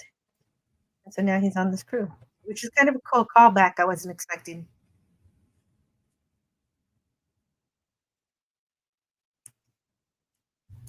And so, but unfortunately, as he's reenacting the scene from Gordo and Tracy's Tracy's moon, of course Danny shows up, and he's upset, and he takes it out on Nick because I guess, well, this is just playing along with Danny being a creep and a jerk, and so he's picking on Nick for reenacting part of that movie. And at least Ed is there to help him figure out, hey, you should learn how to control your temperature, and if your temper. Yeah. And if Ed's telling you that, then you know you've got a problem. Yep. He says you need to lead by example, and so they're kind of developing some kind of mentorship relationship, maybe. Well, of course, because he is a surrogate father to him already, and he still doesn't know the thing he doesn't know. That terrible plot line with Karen. I hate it. I'll never stop complaining about it. But all of these signs and everything, all of these anti-NASA, anti-helium-3 signs. As President Wilson's making her trip to NASA, she wants to see the Mars race in action. And the protesters send an egg. They start egging her car. And one of the things the protesters say is, you and all your friends at NASA and Helios are getting rich off of helium-3, but what about us? My father worked in the oil fields and his father before him. And so that's what's going on. Tax dollars wasted. Jamestown can't pay our rent. And so they're protesting the fact that they can't find work that's being displaced.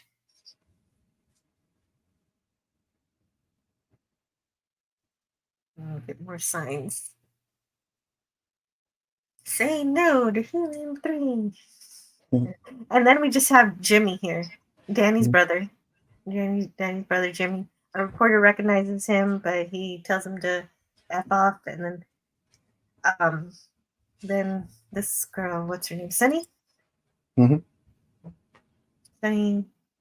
Sunny offers to let him hang out with her. They're all going to have drinks after the protest. And so he hangs out with them. And one of the protesters is a former moon marine who was there when Tracy and Gordo sacrificed themselves to save everybody. And so at least the moon marine had good things to say about them. Or at least Tracy. At least seemingly. But he did say, why was there even an issue with the reactor? Oh, here it is. What did it say? I know it had a backup cooling system. They're not telling us everything. And Sunny says, I mean, think about it. After all that goes down, NASA and Russia divide up the moon between them, and then they discover helium-3. I mean, it's the most valuable resource in the last 500 years. You think it's a coincidence? So they're setting up some conspiracy theory stuff, and I'm wondering what that's going to lead Jimmy to do. It would be really weird if he decides to like infiltrate whatever something and fuss with something. If they're going down this path, what does that lead to? Yeah. Happening? Possibly. I want to tell you, but we'll have to find out. Yeah. What an imagine. Oh. Keithy says, okay, I'm going. Thanks for the entertainment. Take care. You're welcome. Have a wonderful Tuesday, Keithy. It's all fun and games until a chest burster xenomorph pops out from your body. This is Greek Always.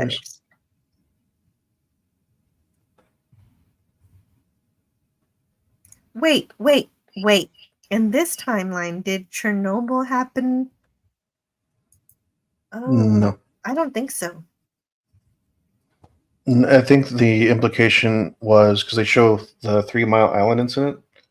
I think in the beginning of season 2, and the implication was that the technology they developed at Jamestown was what kind of helped stave that off. And so the implication too is that the Russians also are now, good with,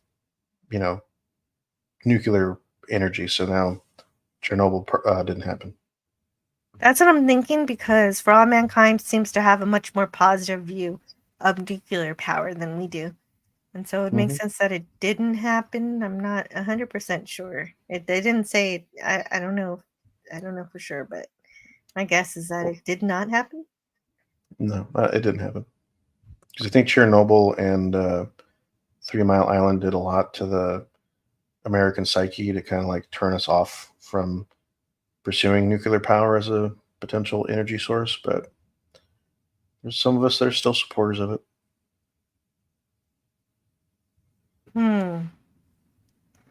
Yeah, apparently they must have fixed it or something. But if there's no Chernobyl, there's no grunge music and no Pringles, says Greek letters.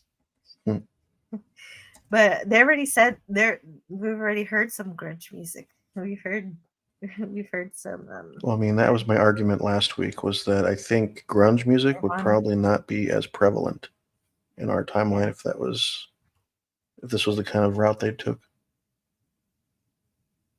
And what kind of thing, what would you do to punk rock and everything? I don't know. It's interesting to think about. It's a good point. That's why it would have been smart if they would have changed the music a little bit and just fuss with it a bit to make it seem different.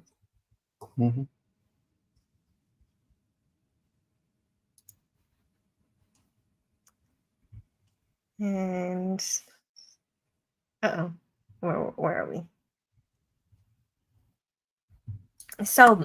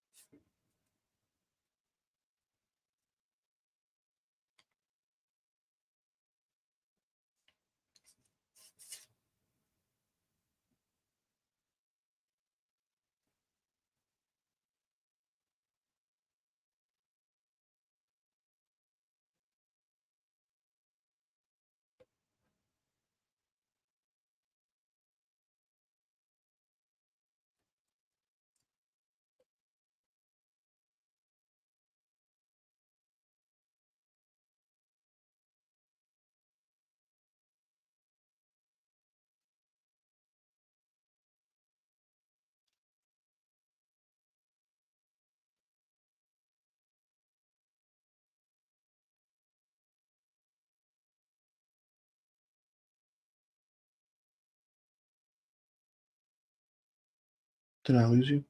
No sound? Oh, hello? Oh, I'm so sorry. I was talking, but I was muted. Sorry about that. Well, this is the part where one of the Russians confides into Kelly that they're about to do something very dangerous. Because they're desperate because they're pretty much under the impression they're going to be the last ones in the race. And so they're trying to finagle something to get back in the lead. Correct. And back at Mission Control, they notice what's happening too, that the Russians are firing a mid-course burn, and Margot wonders whether the Russians aren't just correcting course, but then they realize, no, that's not the case. Leda says they just boosted their TMI burn thruster by 20%, and Margot says that's way too much. It could overtemp their engine. And Helios is coming to the same conclusion. Ed says, those crazy Ruskies sure got stones, don't they?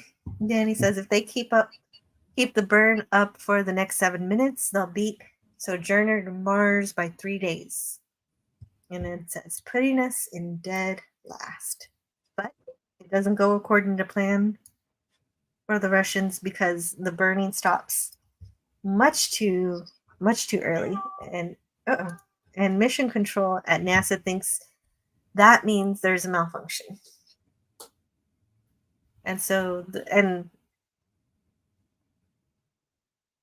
so it's serious enough that the Russians do admit that their engines are in a meltdown, and they have 72 hours left before the radiation will kill them. So Ed immediately says, we'll do it. And Danielle says, you don't have enough prop to pick up the rescues and brake to enter Mars orbit. And Ed says, I know, neither will you. This rescue is a one-way ticket home. And Danielle says, think it through. Rendezvous with the Russians is going to mean some sticky flying, especially if their maneuvering systems are all fouled up.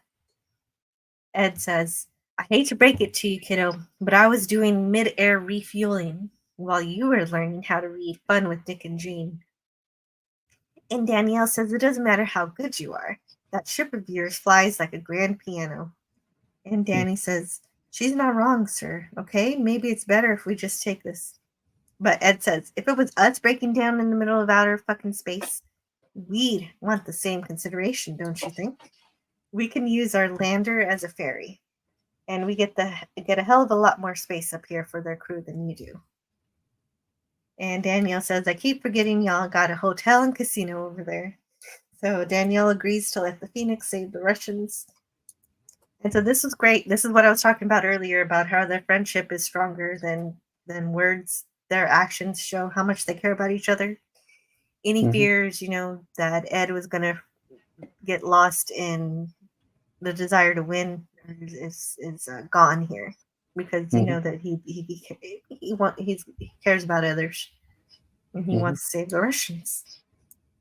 And so it looks like NASA's going to make it to Mars first, and Phoenix is going to have to figure out how to feed 5 more people. Yeah. Well, what Ed wants to do and what Deb wants to do are 2 different things. Completely different things. Yep. So Deb asks his team what they think about Ed giving up Mars. It's clear he's not really excited to help others in space. It's really unfortunate to see. We're finally seeing, like his true nature is coming out. He has a singular goal, which is to get to Mars first. And it seems to be at the expense of what is best for humanity. That's not his concern. Yeah, Dev's abiding by the Ricky Bobby maxim: if you ain't first, you're last. And yeah, it's not good. No. Karen says, well, if a ship's in trouble, you go rescue it, right? That's been the law of the sea since the dawn of time. And Bill also says, I think we should help too. So everybody who was from NASA has that philosophy. Karen was wife of an astronaut, and Bill was part of NASA. And that's their philosophy, is to help others. Heather wonders why NASA can't do it. Why can't the Sojourner do it? So we get Bill stating the obvious, that the Phoenix is better equipped to handle more crew. But the opponents say, so we're just supposed to give up on Mars because NASA designed a less capable ship. And someone else says, NASA's the government agency. They're obliged to step up for stuff like this. So basically, it's their responsibility. Let them do it. So the team votes to make NASA do it, even though Ed is ready to help. And just like any NASA, astronaut hero, he's ready to go against the grain. He's ready to go against what he's being told to do and take the ship and save the Russian crew. And so Ed is ready to disobey orders here. And it really shows Helio's true colors, that they abandoned humanity in order to win the race. Ed isn't happy with not being able to help, even though the Phoenix is best suited. And so Ed decides to continue with the rescue mission, but the engine controls won't arm to Ed's request, and they cannot engage manual.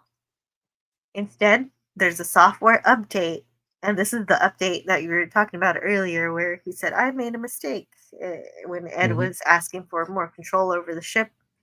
What happened was less control. Less control. And Ed realizes Deb just locked me out of my own spacecraft. And of course, that's exactly what happened. So the updates were to put more control on the automated system and not give Ed any kind of control. Yeah.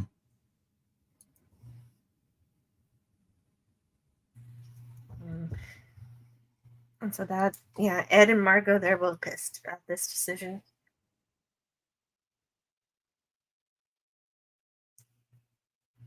And he basically doesn't have any say on what Phoenix does,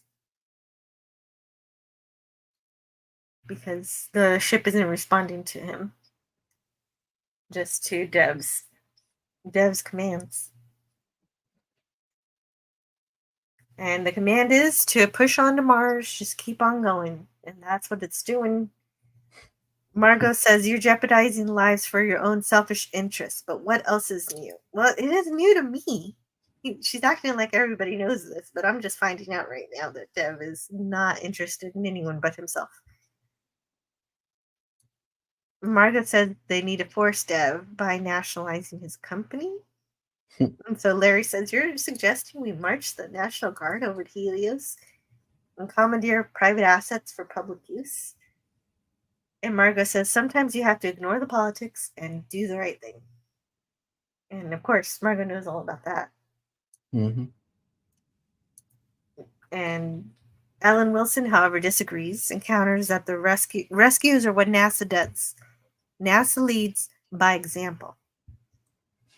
And so in that case, Sojourner is going to do the rescue mission.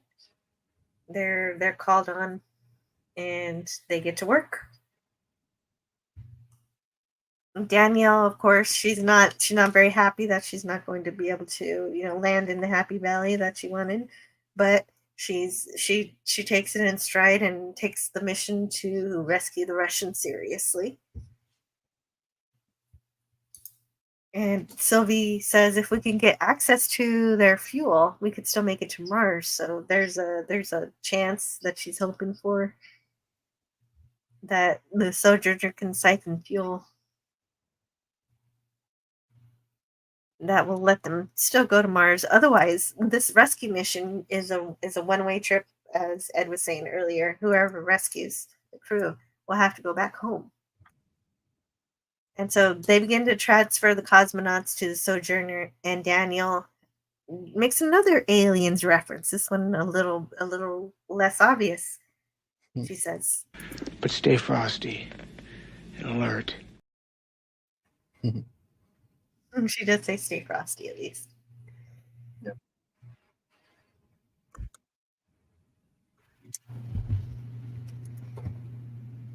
And so they're all working together to save the cosmonauts.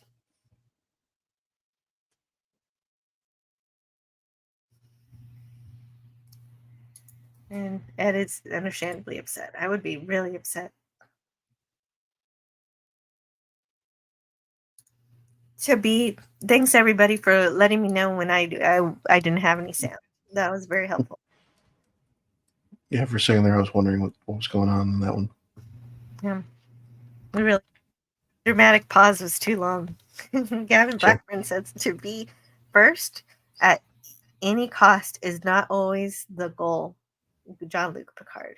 That's a quote by Picard. Yeah, and that's the thing, is that I see elements of Picard in this guy, but I guess, yeah, he he doesn't quite muster up to it in the end. He's too. I don't know. The ambition goes too far at the expense of others. DJ Knight is here. Hello, DJ Knight. Who says that Marga says they just make their engines blow if they overdo it. And well, that's your opinion. But Greek Letters says, I told you that last Windows update was no good. Yeah, right. Who's their engineer on the Phoenix? They can fix this problem and disconnect from the control of Dev's control, possibly. Aleda says, engine 4, tie tube exit temperature on the Russian ship if their nuclear engines are anything like ours. Oh, okay. This is when they're at mission control. We'll get there in just a second. And no need to apologize, Ed. Oh, I like this quote too. I work for the United States of America. You work for an asshole. And so it'll be the first time since '83 that the Russians and the U.S. work directly together, connected together. And the combined crews will have to come home, leaving the Helios Phoenix the only viable Mars mission.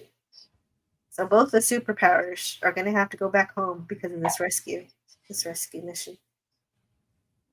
And that's the implication anyway. Who knows what's going to happen in the next episode? I sure don't, because I haven't seen it yet. Yeah, the only one who does is me, but I can't say anything. Yeah, you're the only one. Nobody else. Well, actually, Kimberly knows. And possibly if Lance from the Outcast Creative gets here, he knows too. Is he supposed to pop He in? said he might. He said he might get a chance. So we'll see. We'll see if we're still going by the time he gets here, because we're almost done with this episode. Yeah. These are pretty brisk episodes. There's a lot that happens. A lot of good stuff. Yeah, there's a lot that happens, but it doesn't take a hell of a lot of time to talk about it. Yeah. And so that's why I'm almost finishing this with an hour to spare. But we can talk about some other stuff for a little bit. Yeah. Stay frosty, everybody. That's where she says it. Mm-hmm. It's almost an alien's quote. Kind of like a zipline set. Which I think might be a reference to 2010. The 2001 A Space Odyssey sequel. Oh, yeah, that's true. That's also possible. Dog of a defector. Oh, yeah. See, they don't like the American astronaut who was a Russian who defected. One of these days, I'll remember his name. But Aleda is realizing that these ships are about to, that the Russian ship is about to blow up. Margot says, okay, so Aleda says engine 4 tie tube exit temperature on the Russian ship if their nuclear engines are anything like ours. Margot says that heat will transfer to the liquid hydrogen tank, overpressure it, and Aleda says it could burst that system open at the seams. That could take out both ships. And so Aleda sends a warning to Sojourner to stop rescuing, to get away from the Russian ship because it's about to blow. But they don't get the warning for another 5 minutes, so they're on their own. And the warning will come too late. And they need to get, but that scene was just to tell us they need to get 5 kilometers away from the Russian ship before explosions happen. And unfortunately, we get some deaths here. One of the cosmonauts doesn't make it on the ship, and then a couple of astronauts. One, this is so terrifying. She gets crushed by the Russian ship. Mm-hmm. And yeah, so that's awful. Yeah. So space is neat and exciting and fun until you get rolled over by a spaceship. The spaceship rolls over your body. Yep. And so then you there's get steamrolled by your spaceship, or you get smacked by a tether or get smacked into the side of your ship. Yes. Other than that, Into space the is fun. void. Yeah, other than that, space is fun, except for the things that aren't fun. except for the parts where disasters happen and lives are lost. Hmm. And so that's the interesting part, is that For All Mankind isn't afraid to show the good stuff and the bad stuff of space travel.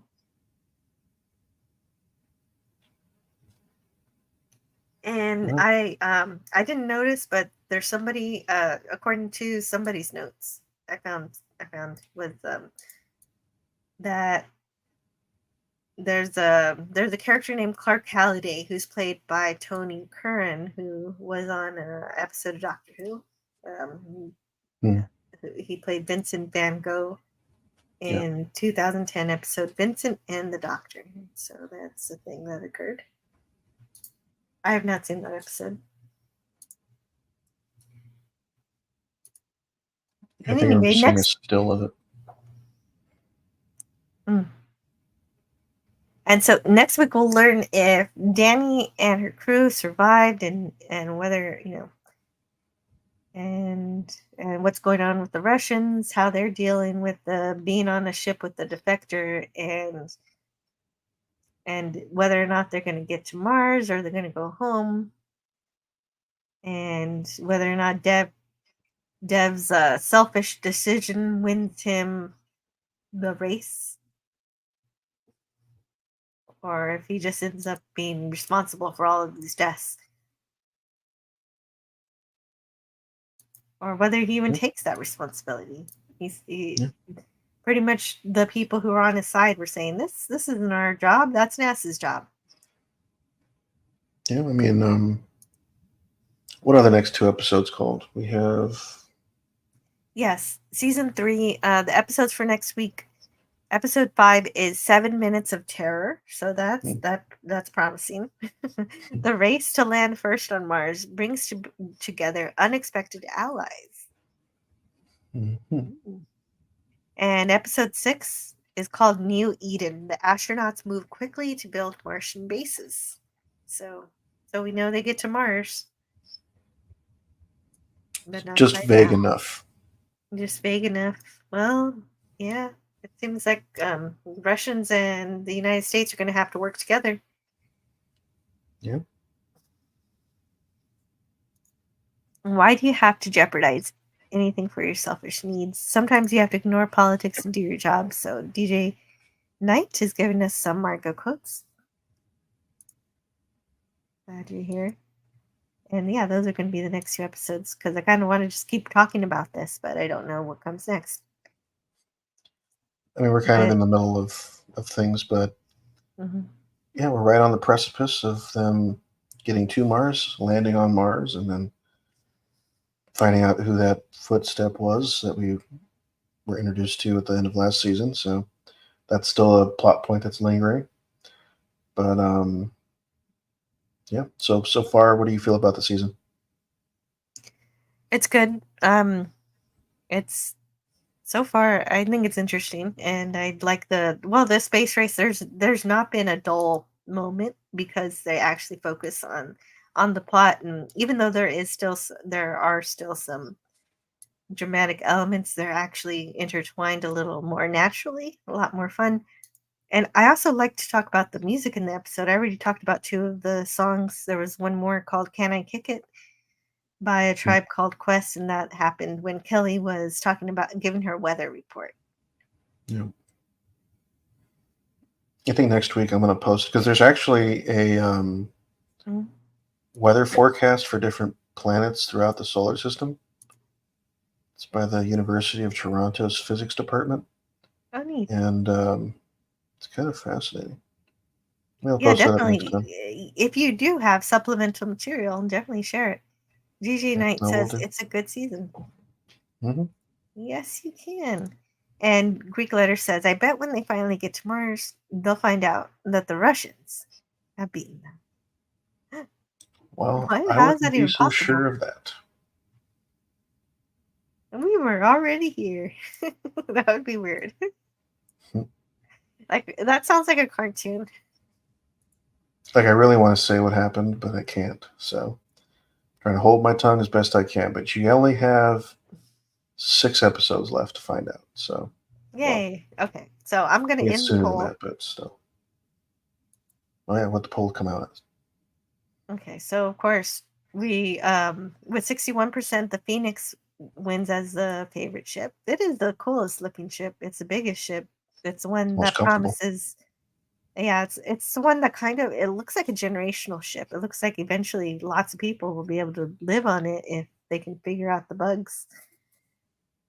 Um the problems with it, or if they have figured them out. And the Sojourner one by NASA gets 30% just for the awesomeness of that solar sail. That's amazing. It makes it faster. hmm And Mars 94 gets 7%. I was surprised there was somebody who chose Mars 94 by the Roscosmos. I didn't even know that they changed their name of the Russians changed the name of their space agency until I looked it up. Yeah, I think Um, that's another thing about For All Mankind that might be a little bit off. I don't know if the name would be Roscosmos because that was the name of the space agency after the fall of the Soviet Union. So yeah, Oh, okay. So I should be saying Soviet Union Space Agency. I mean, it Okay. should. I mean, you are to be blamed here. The writers are, but then again, I think they went with that because I think it kind of It flows sounds better cool. than like It's you know more science fiction. Soviet space program. So Padawannabe is here. Hey, it's really good to see you. Can I kick it? Yes, you can. I know that song. Hello, all. mm, And Snorty Poopus is still here. Also, DJ Knight says, it's like we send the Russians everything and they screw it up. mm, Yeah, that's basically what happened. But we still don't know exactly what Margot did with their engines. What she gave them. It's she gave them something obviously, but precisely what I have no idea. They like what did she give them bad plans or I don't know. That doesn't seem like mm, her, but I no, I have no think idea. because I think there's that scene where she says that if they do that, they're going to overload the engine, and I think Aleda kind of gives her a look like, how would she know that? But she kind of like writes it off. I think. Yeah, she says if their engines are anything like ours, hmm and so that's the implication that Yeah. they don't know for sure, but if this is the case, we know the problem. Hey, Dalek451 had a birthday yesterday. Happy belated birthday, Dalek451. And Tortopoopus also knows this information. Hello and happy birthday.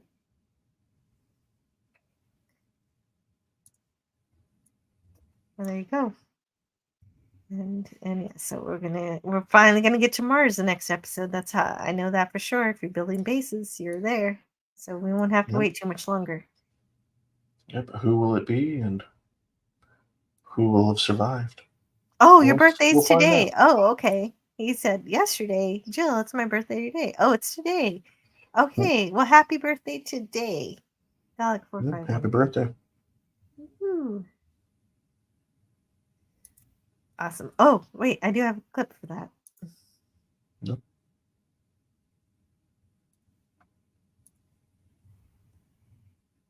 Let's see if I can even find it.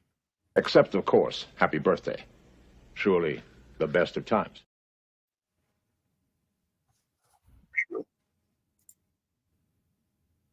Greek letter says Mars belongs to the Soviet regime by default. It's red after all. That's pretty funny. But actually, there's like documentation where the Russians, especially recently, they were talking about how Venus was always a Russian planet, and I thought that was fascinating. What is that? What? Yeah, for some reason, the Russian government today seems to believe that Venus is going to be theirs because they sent the first probe there, and it didn't survive. It's because it's hot. Yeah, And everything melts. Everything melts that you send to Venus. yeah, I mean, Not only is it hot, it also has high pressure. But from what I'm told, I mean, I think that the pressure on the surface of Venus is also the same pressure that's on like the deepest part of the Mariana Trench over here on the Pacific.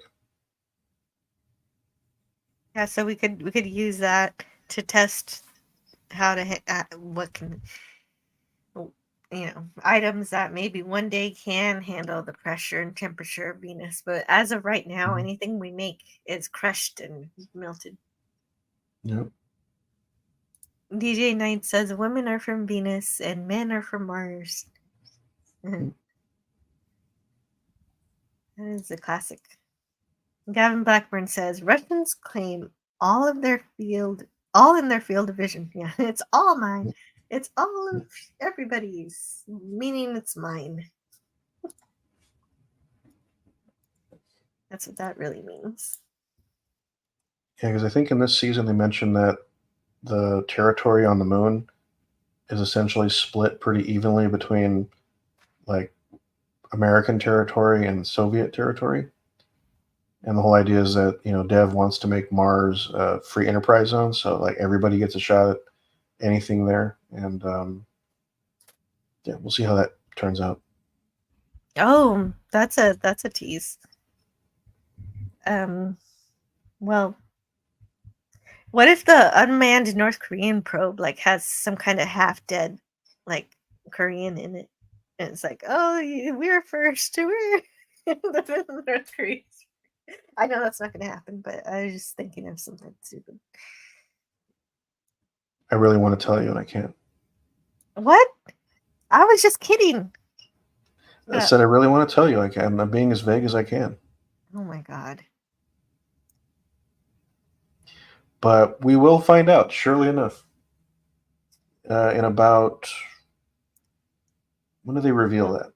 Well, next Tuesday. No, I think it's a couple of weeks from now. We'll probably find out. Okay. So I think it's like in episode 8. But don't quote me on it. I don't know for sure. Oh, goodness. I own 1 acre of the moon, says Gavin Blackburn. Yeah, but what do you do with it? Are you going to get some mind healing through?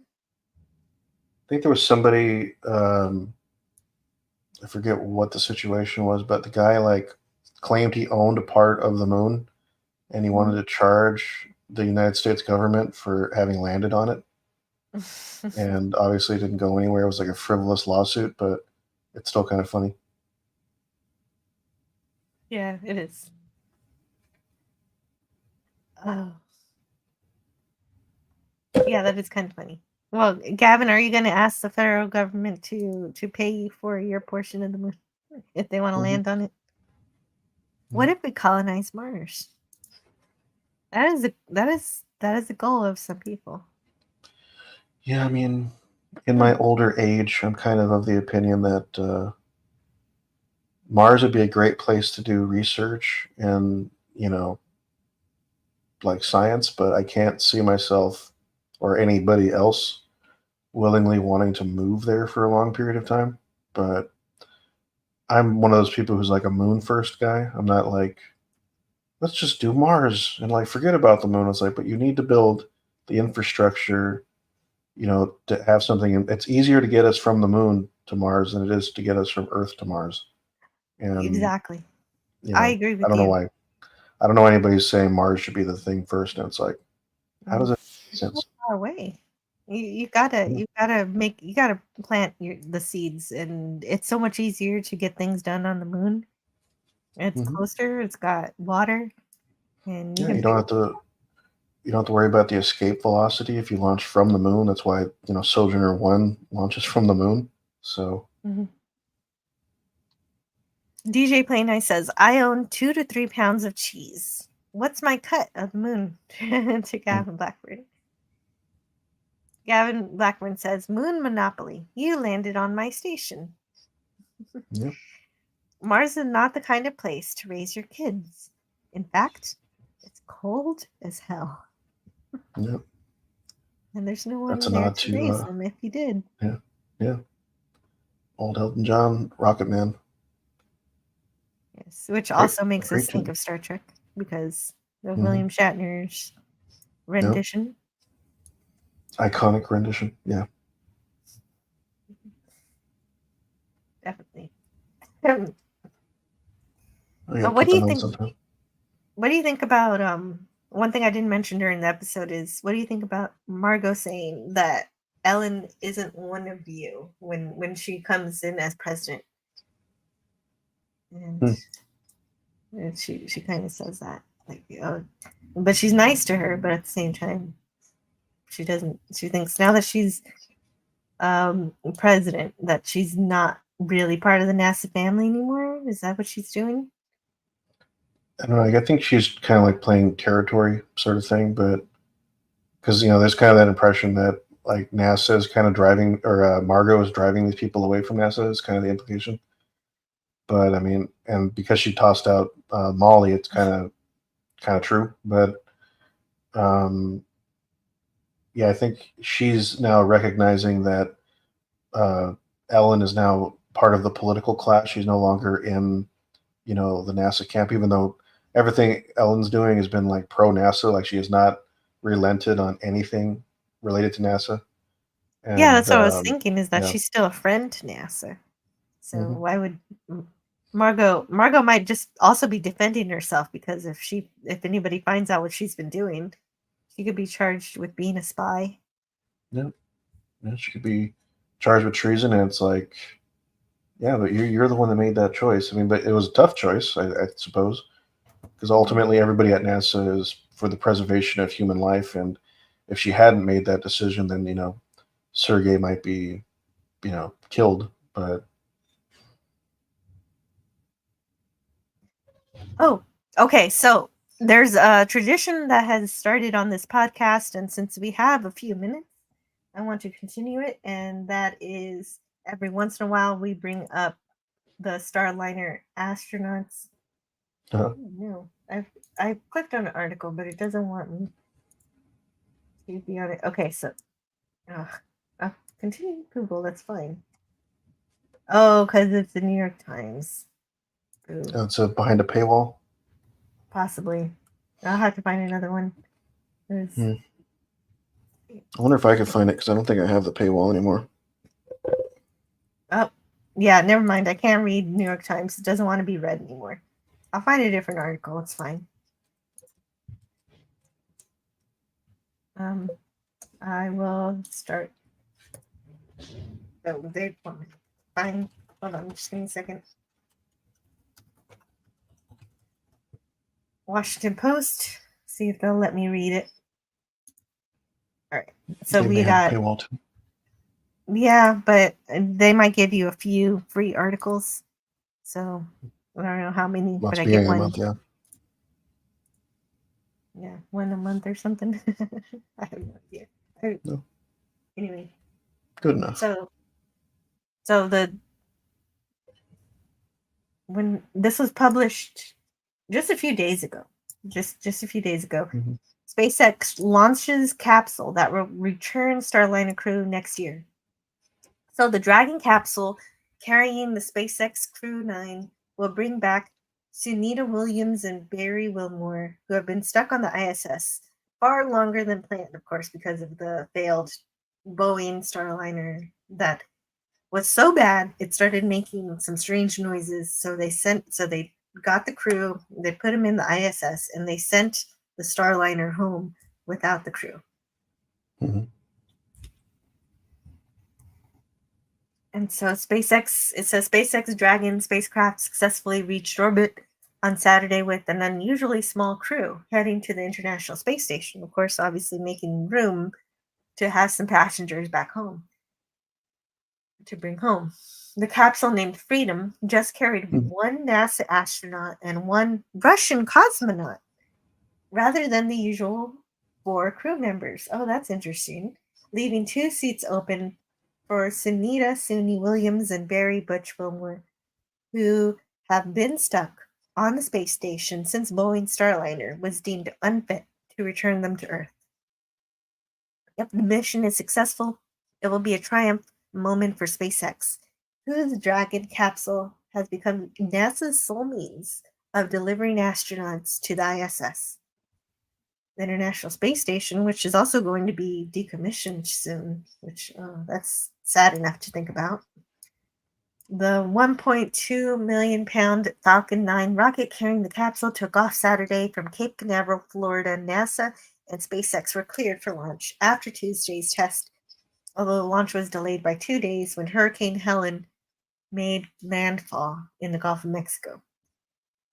The capsule successfully docked at the ISS at 5:30 p.m. on Sunday, so just a couple days ago.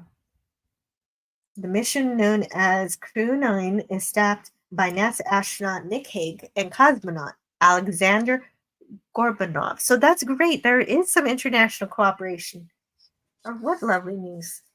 NASA officials had considered including extra weight, known as a ballast, to account for the smaller crew, but ultimately decided it wasn't needed.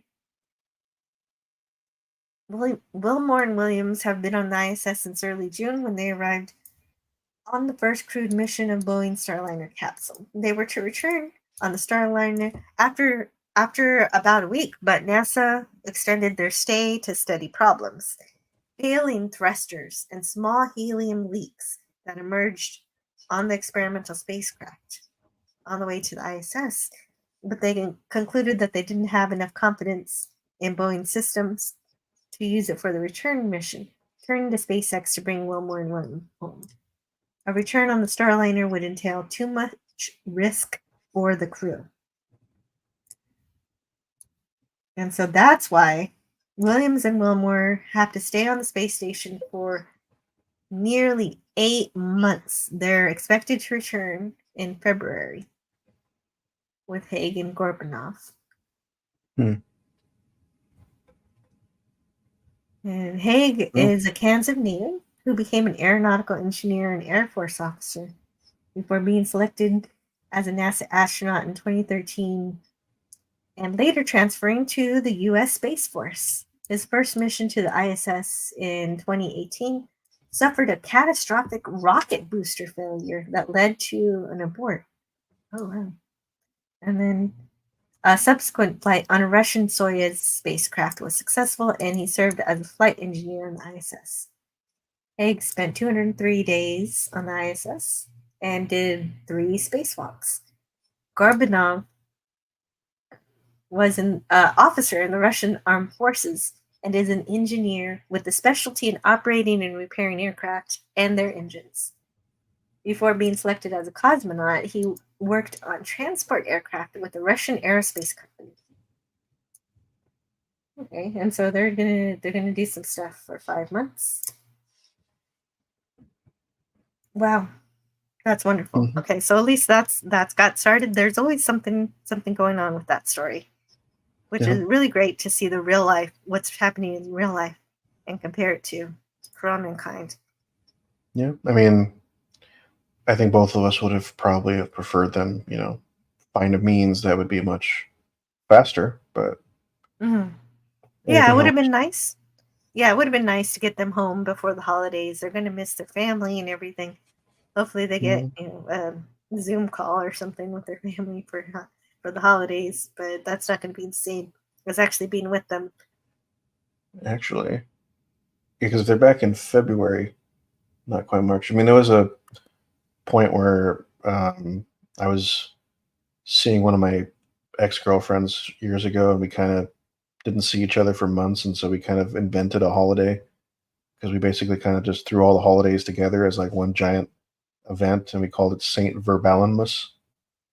And so Saint Verbalenmus was like us celebrating all the holidays from like November to March. And I think that's what these astronauts are going to have to do when they get back. Just have a giant blowout, celebrate all of them together. That's a fun idea. You should give them your idea so they know how to celebrate. I'll have to tweet that out. D says, raise your kids on Chad Venus, and hello to D. DJ Knight says, I can't believe that we lost Maggie Smith. Yeah, I can't believe that we lost Maggie Smith. I really can't believe it because we lost Maggie Smith as I am actually going through the Harry Potter movies for the first time. It's kind of a fandom that I hadn't talked about before. I didn't think anybody was interested, but actually, I was wrong.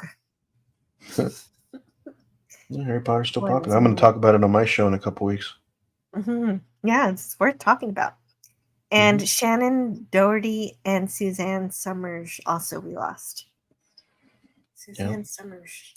It's been a brutal, pretty brutal year because we lost James Earl Jones, John Aston. We lost a ton of people this year.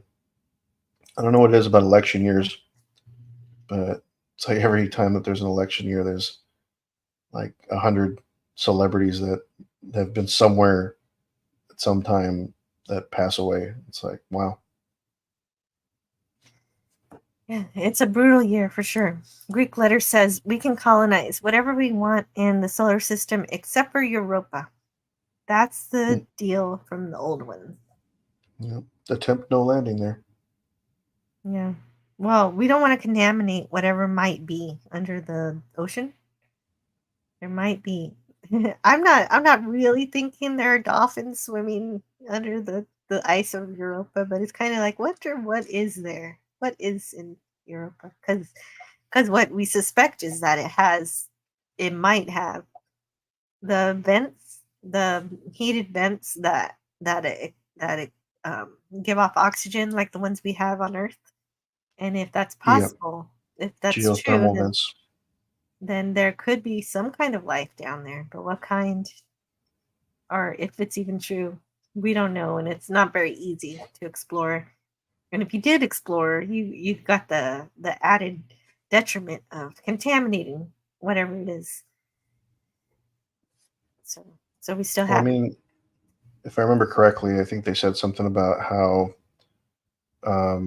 just to drill down to what they believe is the subsurface ocean on Europa, we would have to drill farther than we've even drilled on Earth.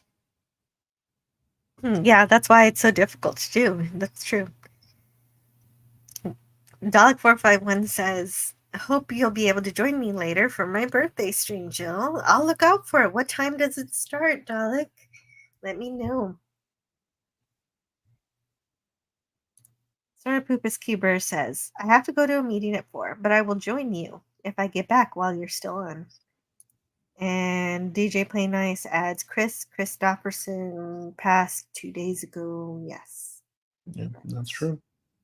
Another icon of yesteryear, gone before. Mm-hmm. Jesus. Weird fishy dinosaurs on Europa. Yeah, wouldn't that be neat if there were some animals there? I don't know. Probably not, but it's fun to think about. I just think there's too much radiation that Jupiter kicks off because it's so big. It's got its magnetic dynamo, they call it. I don't think humans will ever inhabit Io, Europa, or even Ganymede with any like real regularity, but the moon Callisto probably would be a good option since it's a little bit further outside the zone where it's pretty much like doable. Oh, okay. Yeah, there's more of protection from the radiation because it's just because it's distant enough from it. Yeah, and then that's why I kind of think it's interesting how the show has because in the very first episode, Gene Kranz is making the point that we're going to go to the moon and then we're not going to stop there. We're going to go to Mars, the asteroids, Saturn. He doesn't say Jupiter; he says Saturn, and then the stars in the galaxy. Right, because Saturn has all these moons on it, the rings and everything. Yeah, I mean, Saturn is so much better than Jupiter just for the fact that it doesn't have that magnetic dynamo. So you can actually go to Saturn's upper atmosphere and basically live in a cloud city, and it would basically be at Earth norm gravity. That's how crazy it is. Oh, really? That's pretty great. And the other bad thing about living near Jupiter, even if you're just on the moons, is that Jupiter has the greatest gravitational pull of all the planets. So it's the one that's going to pull in most of the most of the comets and the asteroids and things, and that could be detrimental to trying to live there also. Yeah, I mean, we learned from 30 years ago with Shoemaker Levy and the comet that struck Jupiter and left a humongous like black bruise on Jupiter, which we'd never seen before that happened. Mm-hmm. Oh, okay. So now we know when the birthday party is going to be. Dalek 451 scheduled it from 9 p.m. UK time. So that's 1 o'clock our time, or my time. It'd be 3 o'clock your time. Yeah, very good. Wow, you're real practiced in your time zones. Well, no, too many people I've brought on my show are from the UK, so I'm now I think okay, UK time is +8 from where I'm at. So Whatever you do, it's okay. Okay, then I think Saturn's our best bet. Let's go to Saturn. Ready? Pack your bags. Gavin Blackburn says, I remember staying up all night waiting for the Jupiter strikes. Yep. I wonder how long it took before the first photos that they snapped of it came out. Well, in any case, I think we've gone on long enough for this edition of For All Mankind. We'll return next week to explore episodes 5 and 6 and get to Mars finally. Yeah. And we'll talk to you next time. Yep. We'll be going to Mars next week. Yep. Oh, and I never played I only had one super sticker from Scotty R37, and I never played anything for him, so I'm gonna play some things. Don't you think you better check with me first? Captain. Jim!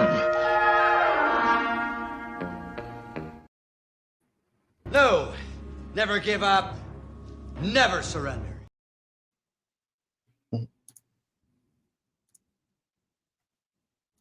And so, let's see. Snurpoopa says, take care of human. And Gavin Blackburn says, night. Greek letter says, adios, muchachos. And Gavin Blackburn says, bye, Jill and Phil. Yep. Bye, guys. There we go. Well, I mean, I guess I should probably plug my thing. Sure. So if you want to follow me at Fleet Admiral Levi here on the YouTubes, you can. Or if you want to follow me on Twitter, I'm at the Phil1. This month is Horror Month on my channel. So if you want to tune into all the fun we're going to have this month, please do. Next month, November, is going to be Fantasy Month. And so we're going to be covering like Lord of the Rings and Harry Potter. I'll probably extend an invite to Jill to come to our channel to maybe explore a little bit of Harry Potter if she likes. But yeah, we are going to try to have a lot of fun the next couple months because we're going to be taking a little bit of a detour away from the usual science fiction discussion and kind of focus on a couple of the other genres I'm supposed to be doing for my channel. So tune in. Yeah, absolutely. Good to see you're working on some stuff. And we'll see you all next Tuesday. Also, this Friday, I am talking about Harry Potter. We're going through the 4th movie, The Goblet of Fire. So that's going to be fun. And so we have some Harry Potter fans on the panel, but then there's one person who's never seen it before. So that's Scotty R37. So it's neat to have somebody on there who has no idea what's happening. and so we're having fun with that. And sometimes I have some random streams that I don't know they're going to happen until they happen. So keep an eye out for that. Also, if you're a channel member, please note that tomorrow is a membership stream. We're going to broadcast at my normal time at 11 a.m. Central. And you can bring whatever topic you like. It's free open topic forum. You can come on the panel if you got a good connection, and we'll talk about whatever you like. It'll be fun. And I'll see you all tomorrow and later and whenever I get to see you again, it'll be a great day. Until then, have a great day. Yep. Bye, folks.